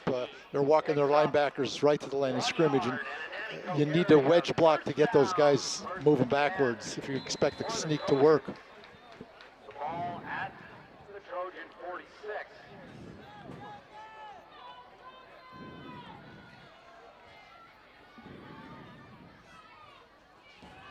Paczynski surveying. Try long. He's got a guy. He had Keanu Amons out there. He had a step on LeBar, but the pass was overthrown. Pass intended for Keanu Amons is incomplete. 2nd and 10 for the Trojans. It's a nice ball. It's overthrown. If you're going to miss with this, that's where you want to miss. You don't want to underthrow that unless you're thrown to the back shoulder and the defender doesn't see it. But I'll tell you, number 3, he's gotten open. He's gotten behind the secondary for Lake Lehman. Let's see if they come to the back to that. Joe Mons, good cutback. Ridden down by T.J. Mahan, the junior, number 57. 3rd and 8 for Nanticoke area. What we might see here, Bob, is that they'll offset the backs and we'll see a little bit of a sprint, probably towards the wide side of the field. See if they can sneak that fullback out in the flat again.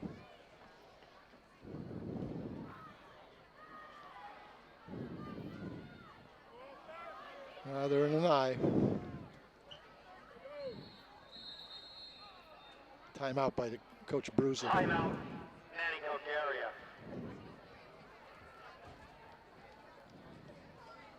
First timeout of the half called by Nanticoke. And now Aaron Dugan is somewhere in the crowd. Aaron, there you are, down by the scoreboard. And you have a guest? Well, not really a guest. No, not really a guest, but a new member of our team. I'm so excited to introduce Emma Henzis. And we are so excited to have you here. Now, I actually can't make it to our game next week, which is Danville and Southern Columbia. So Emma is going to fill in for me, and I'm so excited that you can. I'm so excited to have you here. Tell us a little bit about yourself. Well, I'm really excited to be here too. And I graduated from Abington Heights, and now I attend Syracuse University. And at Syracuse, I study broadcast at the Newhouse School of Communications. Awesome. So this is what you want to do for a career. Oh, absolutely. I love the sport world, and I would love to make a career in this environment. It's so much fun. Absolutely. So you come from a football family. Has that impacted your choices with your career? Definitely. I think that I've just been brought up in as we say, sports. That's all we ever do. So I think that it's really given me a passion for just this whole environment, football, soccer, anything. I love it. So it's a big game. Danville, Southern Columbia. It's going to be a fun one. Are you looking forward to it? Yeah, I'm excited to see the new field. And I mean, we have some legendary coaches there. So it'll be really exciting. And it's a great game to be a part of. So we're so happy to have you. Thanks for having me. I appreciate it. All right, Bob, back to you. It is good. Look forward to working with Emma next week down at Southern Columbia. Of course, her grandfather, the legendary coach at Dunmore, if Henz's name rings a bell. And her father was a quarterback for Valley View. So football family, welcome in Emma. We'll hear from her a little bit later on. On the great third down, Amons picks up 9. Just a little swing out of the backfield. Pitch it to Dawson Hughes, and Hughes stood up. About a yard gain. I'll give Nanticoke a lot of credit. They are working the clock. They're getting the first downs when they need it, Coach. And, you know, time is ticking, but you're keeping that Lake Lehman offense off the field. Exactly. It's on the 40-yard line. It's second and probably about short 8. And how important is it that strategy to do what they're doing? As long as they're moving forward, it's a good strategy. That's Bobeck. 3rd and long on the way. Number 25, Matt Bobeck carries for the Trojans. Again, that was simply a trap, I believe, Bob. 1 on the play. 3rd and 8 for Nanticoke. As we said, we don't want to be in down and distance problems, and 3rd and 8 is not what I'm sure the Trojans would like to have. Baczynski has 1 interception tonight. All right, here we're going to see a sprint left. Nope, just a drop back. He's got Joe Amons open, and he short hops it to him. He had him open briefly. Okay, we're going to see a punt here, or are we going to see an effort to pick up the first down? Well, I think they're going to punt. Now, this will be the sophomore Cabadlo. Can he get it inside the 10?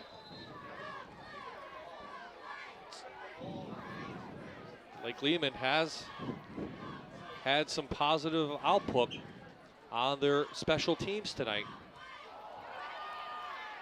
Kick it, son. So Cabadlo all over the place, going to be nailed out of bounds.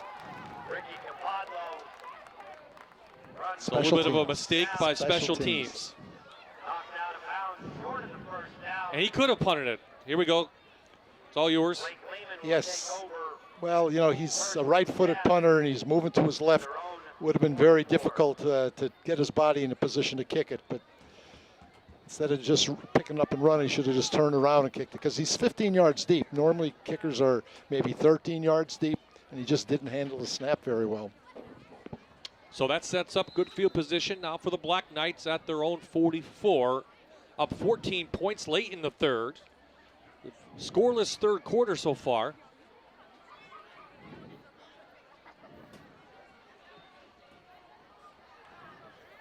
Lake Lehman going to go to the air, and he's going to be taken down for a sack. Coach Gilsey's going against his philosophy right there. They're looking to hit a home run on a first down after a turnover. That's John Guzak, the senior, hit. He's also underneath there, Austin Cheslaw, the junior, for his second sack of the year, and that's a big one for the Trojans. O'Donnell was fortunate to hang on to that ball. He had 3 Trojan defenders right around that ball area. Well, kind of surprised they went to the air, back to Kojanovic, and no running room at all. That's the play he scored a touchdown on earlier in the first half. It's a misdirection. It's a both guard and tackle on the left side, pull to the right. Seems like neither team wants to take this game over. Lake Lehman has had several opportunities to. They've made some mistakes. You got to give credit to the defenses. Both teams defensively are digging in and trying to get the ball back so that they can control the situation and the clock.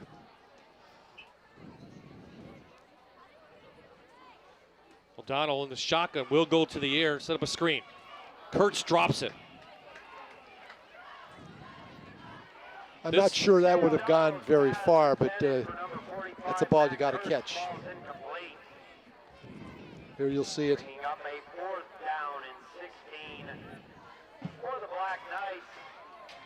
So the Trojan defense holds, forces Lake Lehman into a punt. In fact, from the original line of scrimmage, they're still 7 yards back. Kiana Amons, number 3 back there. You see him along with Kahusky. Nice kick. And again, Grahuski calls for a fair catch. Fair catch called for. Trojans will take over 1st and 10 at their own 27-yard line. Trojans need to get points on the board. They need a big play. Well, the Almonds have been the big play people for them, both the pass and the run.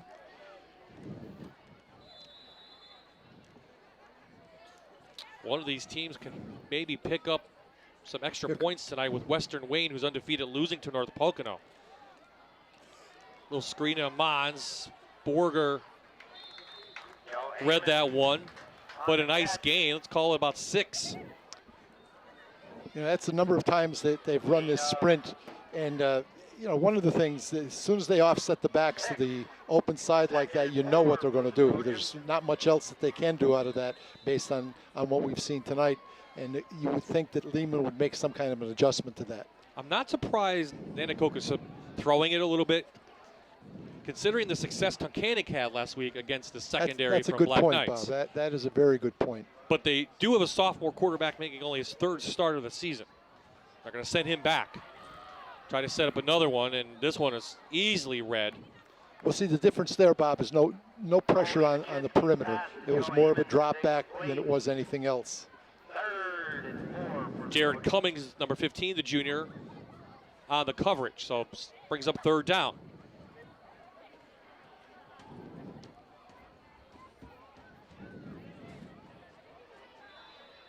One of the keys coming in for Nanticoke was execute on offense. It's obviously a changing offense.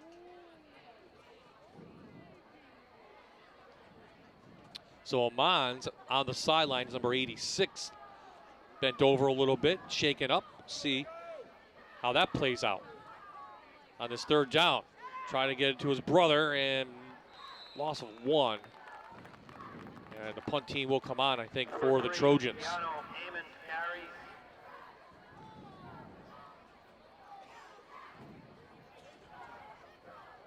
Tried to do the same thing Lake Lehman has tried to do with that little counter.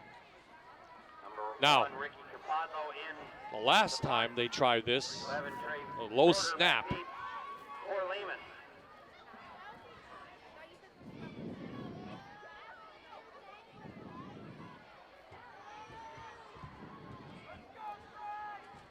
Better snap. Good high hanging kick. Takes the Trojan bounce and bounces out of bounds at the 37, and that's where Lake Lehman takes over, up 14. So Black Knights, after tonight, will head out, and they'll host Holy Redeemer next week.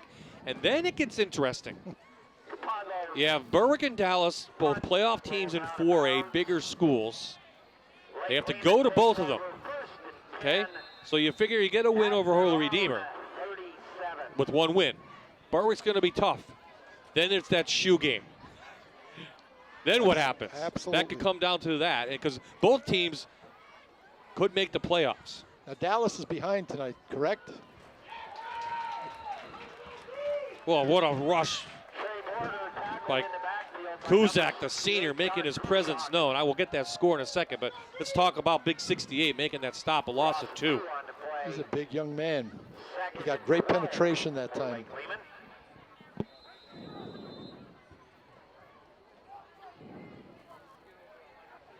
Dallas is now leading Wallenpaupack by 1 in the 3rd, 21-20.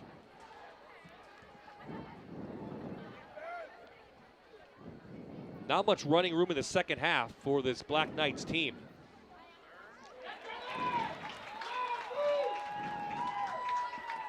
Another negative play.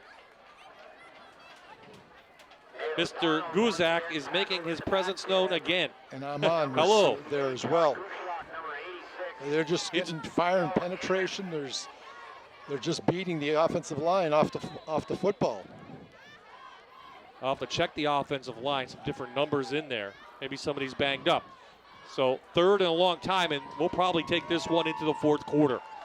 Time ticking on the third. No one has scored. And the Trojans trying to pull off their first win over the Lake Lehman Black Knights since 2006. The Knights holding on, though, to a 14-point lead after 3. Fourth quarter's on the way.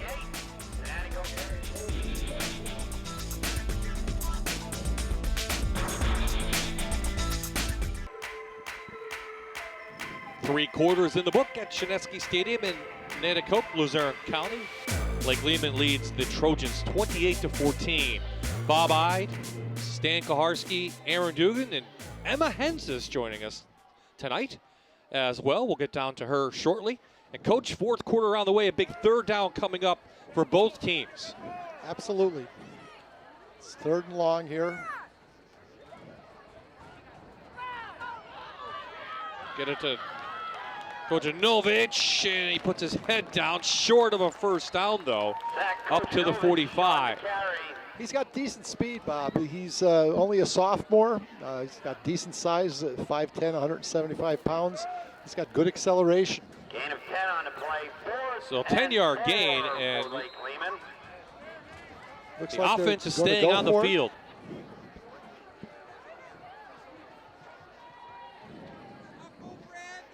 Taking a long time in the huddle. Get a little taste of number 45 here. Big fourth down. They give it a 45. He has a first down and more. Out into the open. Mr. Kurtz is going in. Caught from behind by Amans at the 10, but a first down and a huge gain for Matt Kurtz. Brought down by Keanu Amon. Here we'll see. Again, all it is that near trap. The left guard pulls, kicks the perimeter player. First and goal for the Black Knights. The ball at the Trojan 10. Matt Kurtz may be tired in between plays, but when he gets the football, he's a ball of energy. Mr. Kurtz over 100 yards rushing tonight. That was a big play, Bob. This a big momentum shift here. So a big fourth down conversion. Black Knights trying to put Nanticoke away. Give it to Mr. Kurtz again. And boy, you're getting wore down all game by him. And now in the fourth quarter, he's tough to bring down. And as Coach Bruce has said, they've got to swarm to the football. And even when they do, his feet keep churning and he keeps dragging people for an extra 2 or 3 or 4 yards. Matt Kurtz had 365 yards coming in, at over 100 tonight. Coach Gilsey may think about giving him the ball a little bit more. Second and goal. Nanticoke going to sell out at this point. This is old school football. Big time.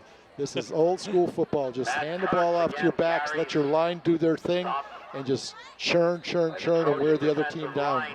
Well, we talked early on in this game about the size advantage we thought Lake Lehman had over Nanticoke, and it's good. Now this is where it comes into play. Yeah, when you get down to, you're working towards 48 minutes, it's tough. You're into the 30s, and it's been wearing on you. I'd be surprised if 45 gets the ball. A lot of movement. This will back them up 5. Kind of a break for Nanticoke. Again, I don't know whether Matt Kurtz is fatigued or not, but again, when you don't get the snap count right, it could be that your head is, hey, I'm tired, and you can't blame him. He's been a workhorse tonight. Third and goal. So the ball placed from the 10, just outside the 10 on third and goal. I think they're going to get a timeout. I think here. Coach Gilsey's going to call timeout.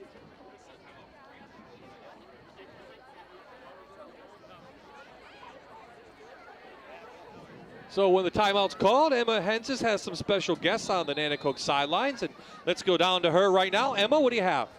I'm here with the Nanticoke band members, and joins me is Gabe, Tessalima, and Megan, and they have a special theme this year. Gabe, could you explain to me what your theme is? Yeah, our show this year kind of takes us on a journey to the afterlife. So we're going to heaven, we're going to the underworld, and it sort of explores the themes that follow, so like light and dark, good and evil. That's sort of the idea of our show this year. And Megan, I think that you're a big role in this. What's your role in the show? Well, in the role of in the show is I'm kind of like the leader of the underworld, like the queen, kind of sort of like that. So, and because with my co-drum major David Mash, he represents like the heaven side, so it's like heaven and the underworld. All right. Thanks so much, guys. Back to you, Bob. Thanks, Emma. So on the timeout, Nanticoke and Lake Lehman trying to come back out. And boy, if the Trojans could stop them here, I would say they don't have a field goal kicker. Salingo barely got over the extra points. Well, it's 2-down territory, Bob. So the way they've been running the football, let's see if Mr. Kurtz is back on the field. There he is. So.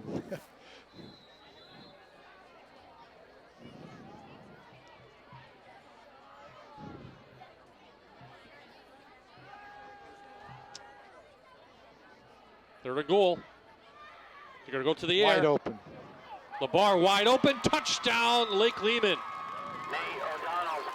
They got caught watching the quarterback did the Nanticoke defense, and they made him pay. LeBar's second touchdown of the night.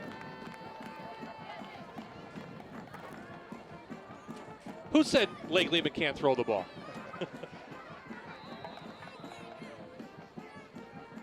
Those people who are naysayers will say to Coach Gilsey over the weekend, see, Coach, if you throw the ball, good things happen. Well, Coach Gilsey talked to me early on in the week. He was excited. He went 2 for 2 last week, then O'Donnell. There you go. Boys, a little bit better than that tonight. The Black Knights extend their lead now 35-14.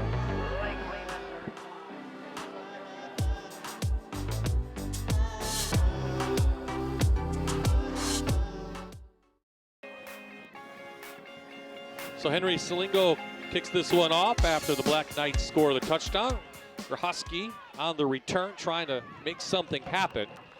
He's up to the 35. So you were gonna say something after that touchdown? If we go back to Coach Gilsey's halftime interview with Aaron, he was very open about it. He said, "Listen, if we're going to throw the ball when we think it's going to work for us," and that's what he's done. So I give him a lot of credit for not being so into his philosophy that he won't take advantage of things that he sees. So kudos to Coach Gilsey and his staff. There are no strangers to the playoffs. But they are a AAA team now. Last time we saw them against Dunmore, they were AA. Ball's on the ground. Mons coughs it up, but the pink jerseys are there to recover. And we saw that coming early on. He's holding the ball a loaf of bread. Yes, you have to secure it. And again, if you haven't played that position a lot, it's something you really have to work on. Ball security is critical.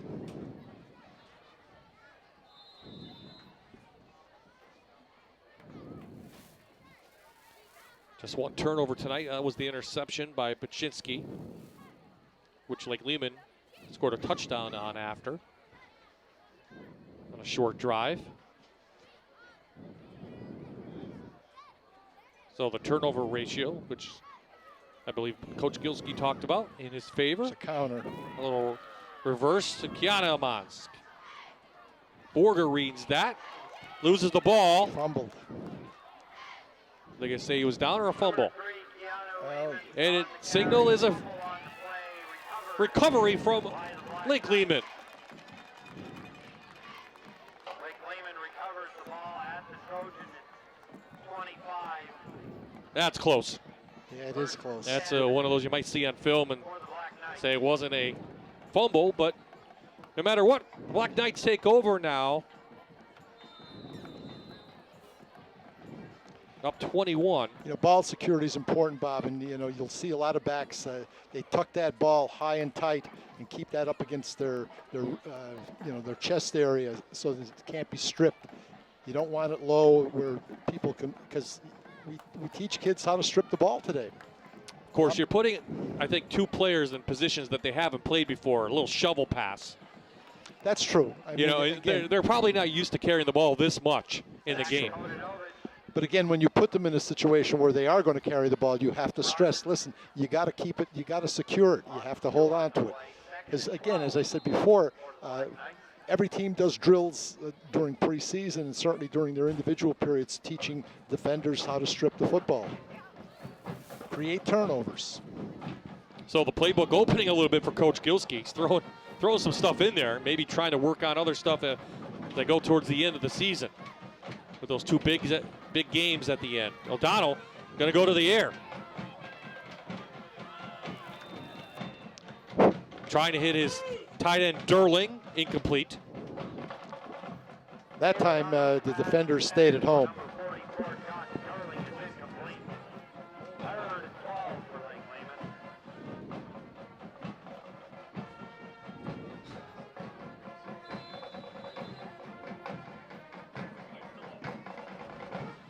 Well, that stops the clock.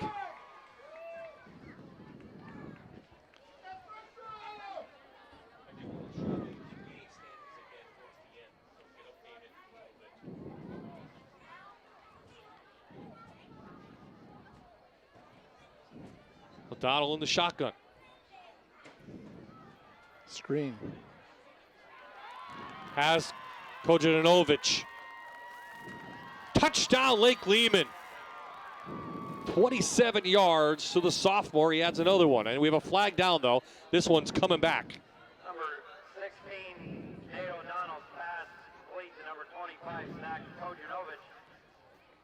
It's a touchdown. There is a penalty marker. We've had some key penalties tonight. More in the first half. They're waving picking it it up. Hey, wait. No flag. Touchdown counts. Oh, wait, there's two flags, though. There was the one he waved and the one over here on the 25-yard line. Both teams coming back. So this one is... Behind the line of scrimmage, we're waving the flag off. Touchdown. There you go. Thank you, Bill Monahan, our referee tonight. Touchdown counts. Here, look at it again. That's a little bit different the way they run their screens, Bob. They take the offside back and bring him across the formation rather than the play side back. That way the people don't see that screen evolving. So Nate O'Donnell, 3 touchdowns through the air tonight. After coming in, he had passed for 134 yards. And 2 TDs. And 2, yeah. No touchdowns coming in. No? But no. That's on the ground. Oh, okay. So he had no touchdowns coming in through the air. And the extra point, how about this? Okay, make sure I get this one right. Chloe Osborne, number 75. There you see her with an extra point, and a big round of applause comes up from the Black Knight faithful, and why not? Love gender equality. You got to love it. And she made the extra point. Do we have a replay here, Bob? We'll talk about that after this.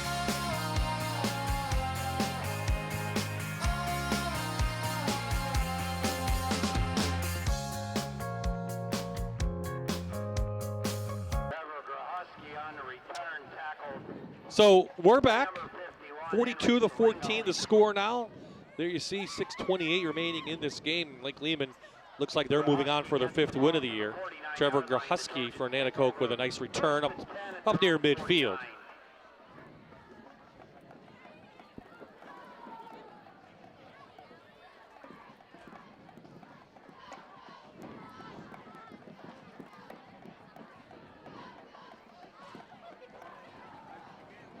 So now Nanticoke trailing, coach. You don't want to get anybody hurt. This one pretty much not in doubt. Paczynski's going to go to the air, though. They're going to go deep and just lay it up there.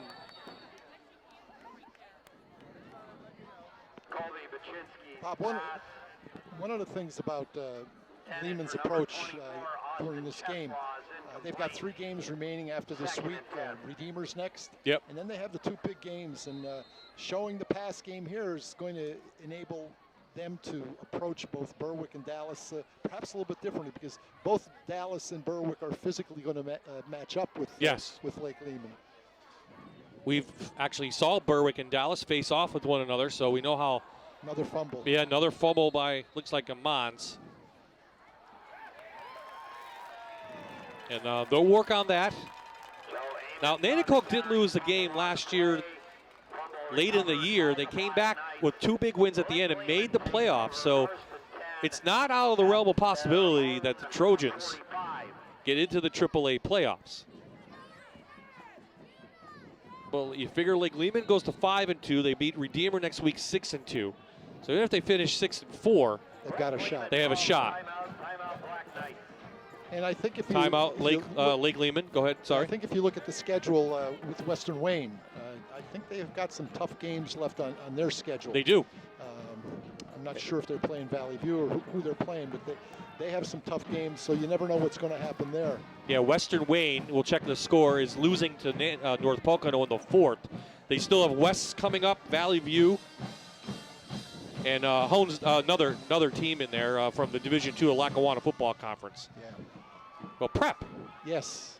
So, if and that's so they could finish 6-4, which they did last year, as well.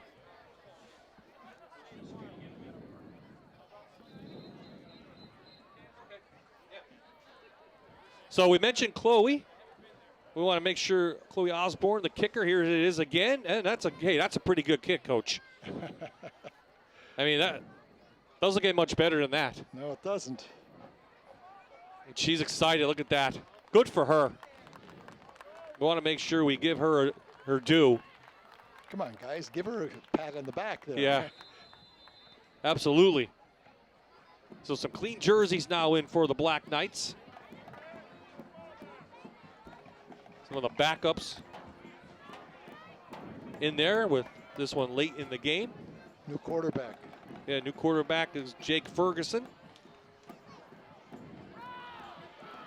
This goes to Giovanni Ferrari, and the sophomore takes it up for good field position. Well, both teams are going to substitute rather significantly here. They'll roll the clock. We're coming up near the 6-minute mark in this one. So Nanticoke will lose their 4th straight, Coach. You know, high expectations can easily dissipate, especially when you have injuries, and particularly when you have injuries, especially to players that are seasoned and very productive. We'll start going through some of the district standings for you as they came into tonight's game. Ferguson up. So we'll check out the big schools first. Delaware Valley is taking control of this one. They're easily beating Williamsport tonight. Scranton is losing to Hazleton big time. So this is Delaware Valley's, and we saw them against Valley West. I think they struggled a little bit here on my TV. I think Chris was with me. Yes, he was. And but they've really taken control, especially when they shut out North Pocono. Well, again, they're a very deep football team, lots of talent, and they're just going to get better as the year progresses.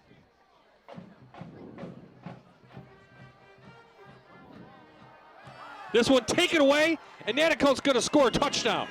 This is Austin Cheslaw, the junior, going to go the distance. I don't see any flags down. We'll get a yardage on that, but the Trojans put a touchdown on the board. That was a handoff right to him. Here we go. He knew what to do with it. Oh, hey, look what I got. Happy birthday. I mean, good for him. Yeah, absolutely. So the junior gets a touchdown. First of the season. Should be excited. Cuts into the Lake Lehman big lead. Another sophomore on. This is Lapadlo. Seeing him a couple times tonight for the PAT. No good. This one will be no good. So the score now 42-24, 56 remaining in this game. Look at 5A tonight. Now, Valley West is beating Abington Heights pretty easily. Wallenpaupack and Dallas. Final, Dallas wins 21-20. So I would think this is Wallenpaupack's to lose. Valley West has struggled, and they still have a big game with Berwick as well coming up, and Williamsport.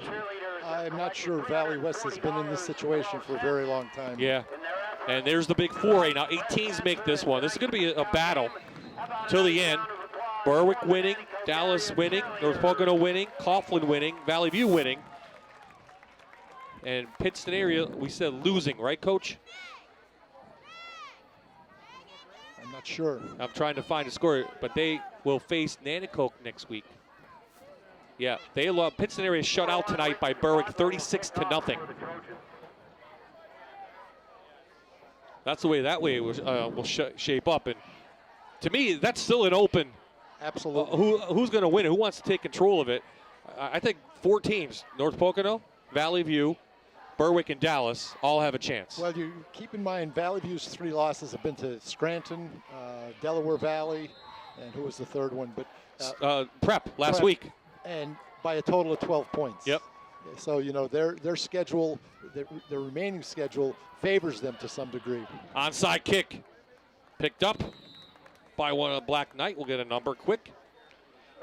And when you go back to that division, the end of the DV game was controversial. They could have won that game. Yep. And, of course, the Prep game last week was theirs to lose, and they did. But they were leading in that game. By 2 scores going into the final period.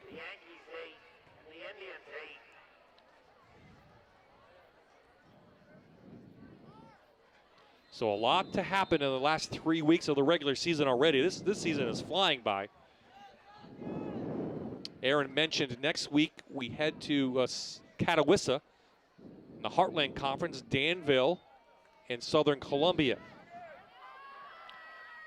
This is Ferrari again, the sophomore. Some other clean jerseys in for Nanticoke. So Prep with an easy win tonight over Honesdale. Western Wayne losing. Late in the 4th. Lake Lehman wins. Nanticoke loses, and Myers is losing. So that 3A division is getting tighter by the week. Again, 4 teams make 3A. We'll take a look at the standings, what they were coming into the game. We showed you that at the beginning of the night in our pregame. You know, as you get closer to playoffs, teams play a little bit differently, and you never know what's going to happen. Nobody's out of this unless they've really had a bad first half of the season. As a team, your coach, are you talking about the playoffs? Is that even, especially with the kids? I think, you know, before you set your goals during the course of the preseason, you need to talk about where you're headed. And you have to be realistic. I mean, you can't go into a season with a lot of inexperienced kids that are undersized and say, hey, we're going to be in the States. You go week to week, but you stay positive and encourage the kids. That's their reward. It's like going to a bowl game for them. Of course, there's always the Eastern Conference playoffs, which, you know, one of these teams may end up in, but that's not always the goal. No, but it's always good to play that extra game. I mean, you're an Eastern Conference champion, and that's big for a lot because it's a stepping stone to the following season, oftentimes. Okay, we'll talk 2A now. Dunmore is basically in control of this one. They're crushing Susquehanna tonight, and then they play Carbondale, Mid-Valley, and they end the year with Old Forge. But really, District 2A is Dunmore's to lose at this point. Who they're going to face in the end? You take a look at the records there. Anybody's going to be the 4th seed or the 3rd seed or the 2nd seed. In fact, Lakeland winning tonight, big. So Lakeland beat Riverside 26-12. It's in the 4th. They can move up. So Evans on for the punt. Grahusky out of bounds. Stops the clock. 2:19 left in the game. Returned out of bounds to the 21. Nanticoke area takes over 1st and 10 at their own 21-yard line. So we'll take a look at the 3A. Now, if we had a telestrator, we'd start wiping off things, right? So Prep goes to 7-0.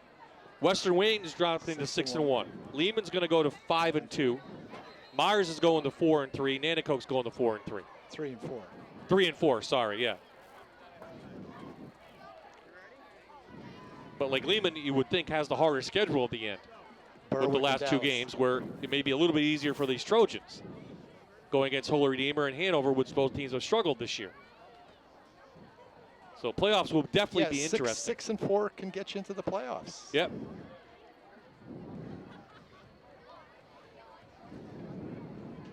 It's hard to believe that the season's going to wind up by the end of October.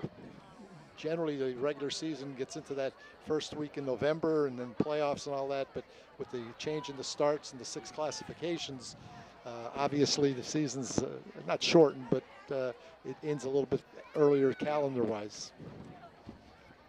Well, again, the teams in District 2 start end of August. They like to play their 10-game schedule, do that one scrimmage. Some teams in the state have gone to the this other side, 2 scrimmages and 9 games. That's always been a contention. When I was in the State Coaches Association, District 7 out in the Pittsburgh area, they wanted to play their Whipples. They wanted to play their 9 games. And of course, our tradition in this area is we want a 10-game schedule. We don't want a 9-game schedule. These kids work too hard to take a game away from them. Dawson Hughes with the carry. For the Trojans. Gain of 2, 2nd and 8. Tightest game of the night, Class A, which we didn't really look at. Lackawanna Trail in the 4th, leading Old Forge 20-14. That's interesting. Last year, Trail handed it to Old Forge. We did that game, Bob. Yes, we did. Trail. And I know, talking to Coach Schuback, that he really wanted to take it to the Lions as we have a fumble. It goes over to Lake Lehman late in this one. And it looks like the Lions have come down to pizza capital of the world and made a stand right now. Not an easy thing to do. But, Northwest is in there as well, but you would figure Lackawanna Trail and Old Forge right now, in my mind, will be playing in that first week in the Class A championship. Single A championship. That'd be the first week of the playoffs. Only 2 teams make it. Yeah, Steve Jervis has done a great job. Oh, yeah, absolutely. He really has. He's done a great job kind of restoring Lackawanna Trail football. They had a couple of years that they're down, but they certainly have been a force recently. Yeah. Well, of course, Jeff Wasilchak was the coach up there. He did. And Yogi Roth, who is now a big-time broadcaster. And, we see him a lot. And they lead 11 and stuff, and written a book. He's from Lackawanna Trail. So, yep, Trail is definitely back. Other than that, not really any upsets tonight in the area. Just trying to get some games final for you. I think the one surprise to me is the 35-0 shutout of Coughlin over Myers. It just shows how tough Coughlin's going to be now towards the end of the year.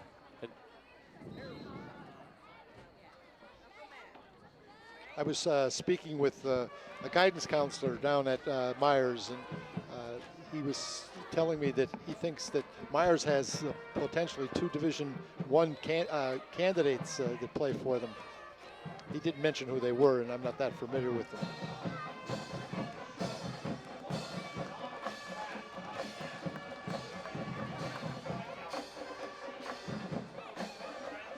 So the clock will roll.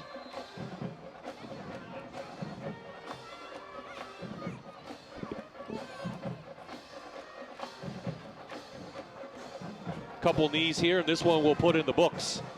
Emma Henses will have our post-game show with our players of the game. We're going with Matt Kurtz and Nate O'Donnell. O'Donnell with 3 touchdown passes tonight. When you ask Coach Gilsky about that, he'll have a big smile on his face. Jake Ferguson takes a knee for the Black Knights. Well, Bob, that the mentality of quarterbacks are they want to do a little bit more than just hand the ball off. And when you have an opportunity to show what you can do, it certainly will get the attention of coaches. give it a little bit more trust in giving you opportunities to be able to throw the ball. I think both teams treated this like a playoff game tonight. I Well, had that's that what we feeling. said. I think that they realize that. Especially the Trojans. I think they hung in there a little down because of some player injuries. But Yeah, they played with a lot of heart. You got to give Coach Bruce a credit as well. They did a lot of things I think would be differently than they've done in the first 6 games of the season in terms of their scheme offensively, just to make sure that they could be very positive in what they were going to do. So clock hit 0. Final score will read 42-20. I don't believe they had the extra point, right? On the scoreboard, they missed the extra point, right? They missed it. So it's 42-20 is your final score. Emma will talk to a couple of the Black Knights players and get their feeling on what they have coming up and how big a win this is for them. They put now 4 games in a row. Old Forge is now leading Lackawanna Trail 26-20, 3 minutes left in the game. Emma is ready with our players. Let's go down to her. Emma? Hi, so I'm here with Nate O'Donnell. And Nate, you had 3 touchdown passes this game, but prior to this, your offense it's been predominantly a run game. So how do you think that confidence is going to build into your next game at Holy Redeemer? Well, we can't just keep running it. We gotta start focusing on mixing it up, and that's what we did tonight, and it really helped us out. And against Redeemer, I feel like we're going to be an equally balanced offense, and we're going to get the train moving. Coach said earlier at halftime that he likes to stick with what's working. So at practice, do you think this week it'll be a lot of pass plays or mix it up like you just said? I think we're gonna mix it up. We're just gonna keep going with what's good in our offense and just keep playing hard. That's what's working, is playing hard. So what do you think your role is in moving forward? Just playing hard with heart, and we got to keep winning. Can't afford to lose. Got to just keep winning every game, playing hard with heart, coming out hot in the first half. And I'm here with Matt, and you've been powering through Nanticoke's defense all night. How did you prepare this week for this game? Well, last game I was a little flat, so I just wanted to come in strong this game. So I buckled up, I started powering through, and I got it. Speaking of your physicality, in the first half you left the field with an injury. How are you feeling? How do you take those knocks and then get back up? Well, it's just pain tolerance, that's it, just going through it. I still got to work, it's my duty. I got to get down there, I got to get down and score touchdowns. I got to power through the line, I got to pick my team up. All right, well, thanks so much, boys. Back to you, Bob. Congratulations to them, Coach, and a big win for the Black Knights. Did their work on the ground, but also did a much better job in the air, and that's going to help them going forward. Well, I think it is. The quarterback, Nate, was well-spoken in terms of the need to have better balance as you move forward towards the end of the season and get into playoffs. As I said a little bit earlier to you, Bob, that when they play, particularly Berwick and Dallas, they're going to match up physically with those 2 teams as they didn't tonight, because they were certainly a lot bigger and stronger than Nanticoke. So that balance may help them in the long run. So on tap Monday, the crew gets back at it. We'll be at Lakeland, weather permitting, and we have high school soccer for you as Mountain View takes on the Chiefs. We'll be on the air at 5:30. Mike Brady will join me on Monday. And then next week, we'll be on the road. Chris Kaharski will join me. And a big one in the Heartland Conference. Danville tonight beat Lewisburg. Southern Columbia beat Mount Toursville. So it's a showdown at Jim Roth Field in Catawissa. That's next Friday. We'll be on the air at 7 o'clock. So on a special night that they honored veterans and also a pig night, the Lake Lehman Black Knights come in and they take care of Nanticoke 42-20.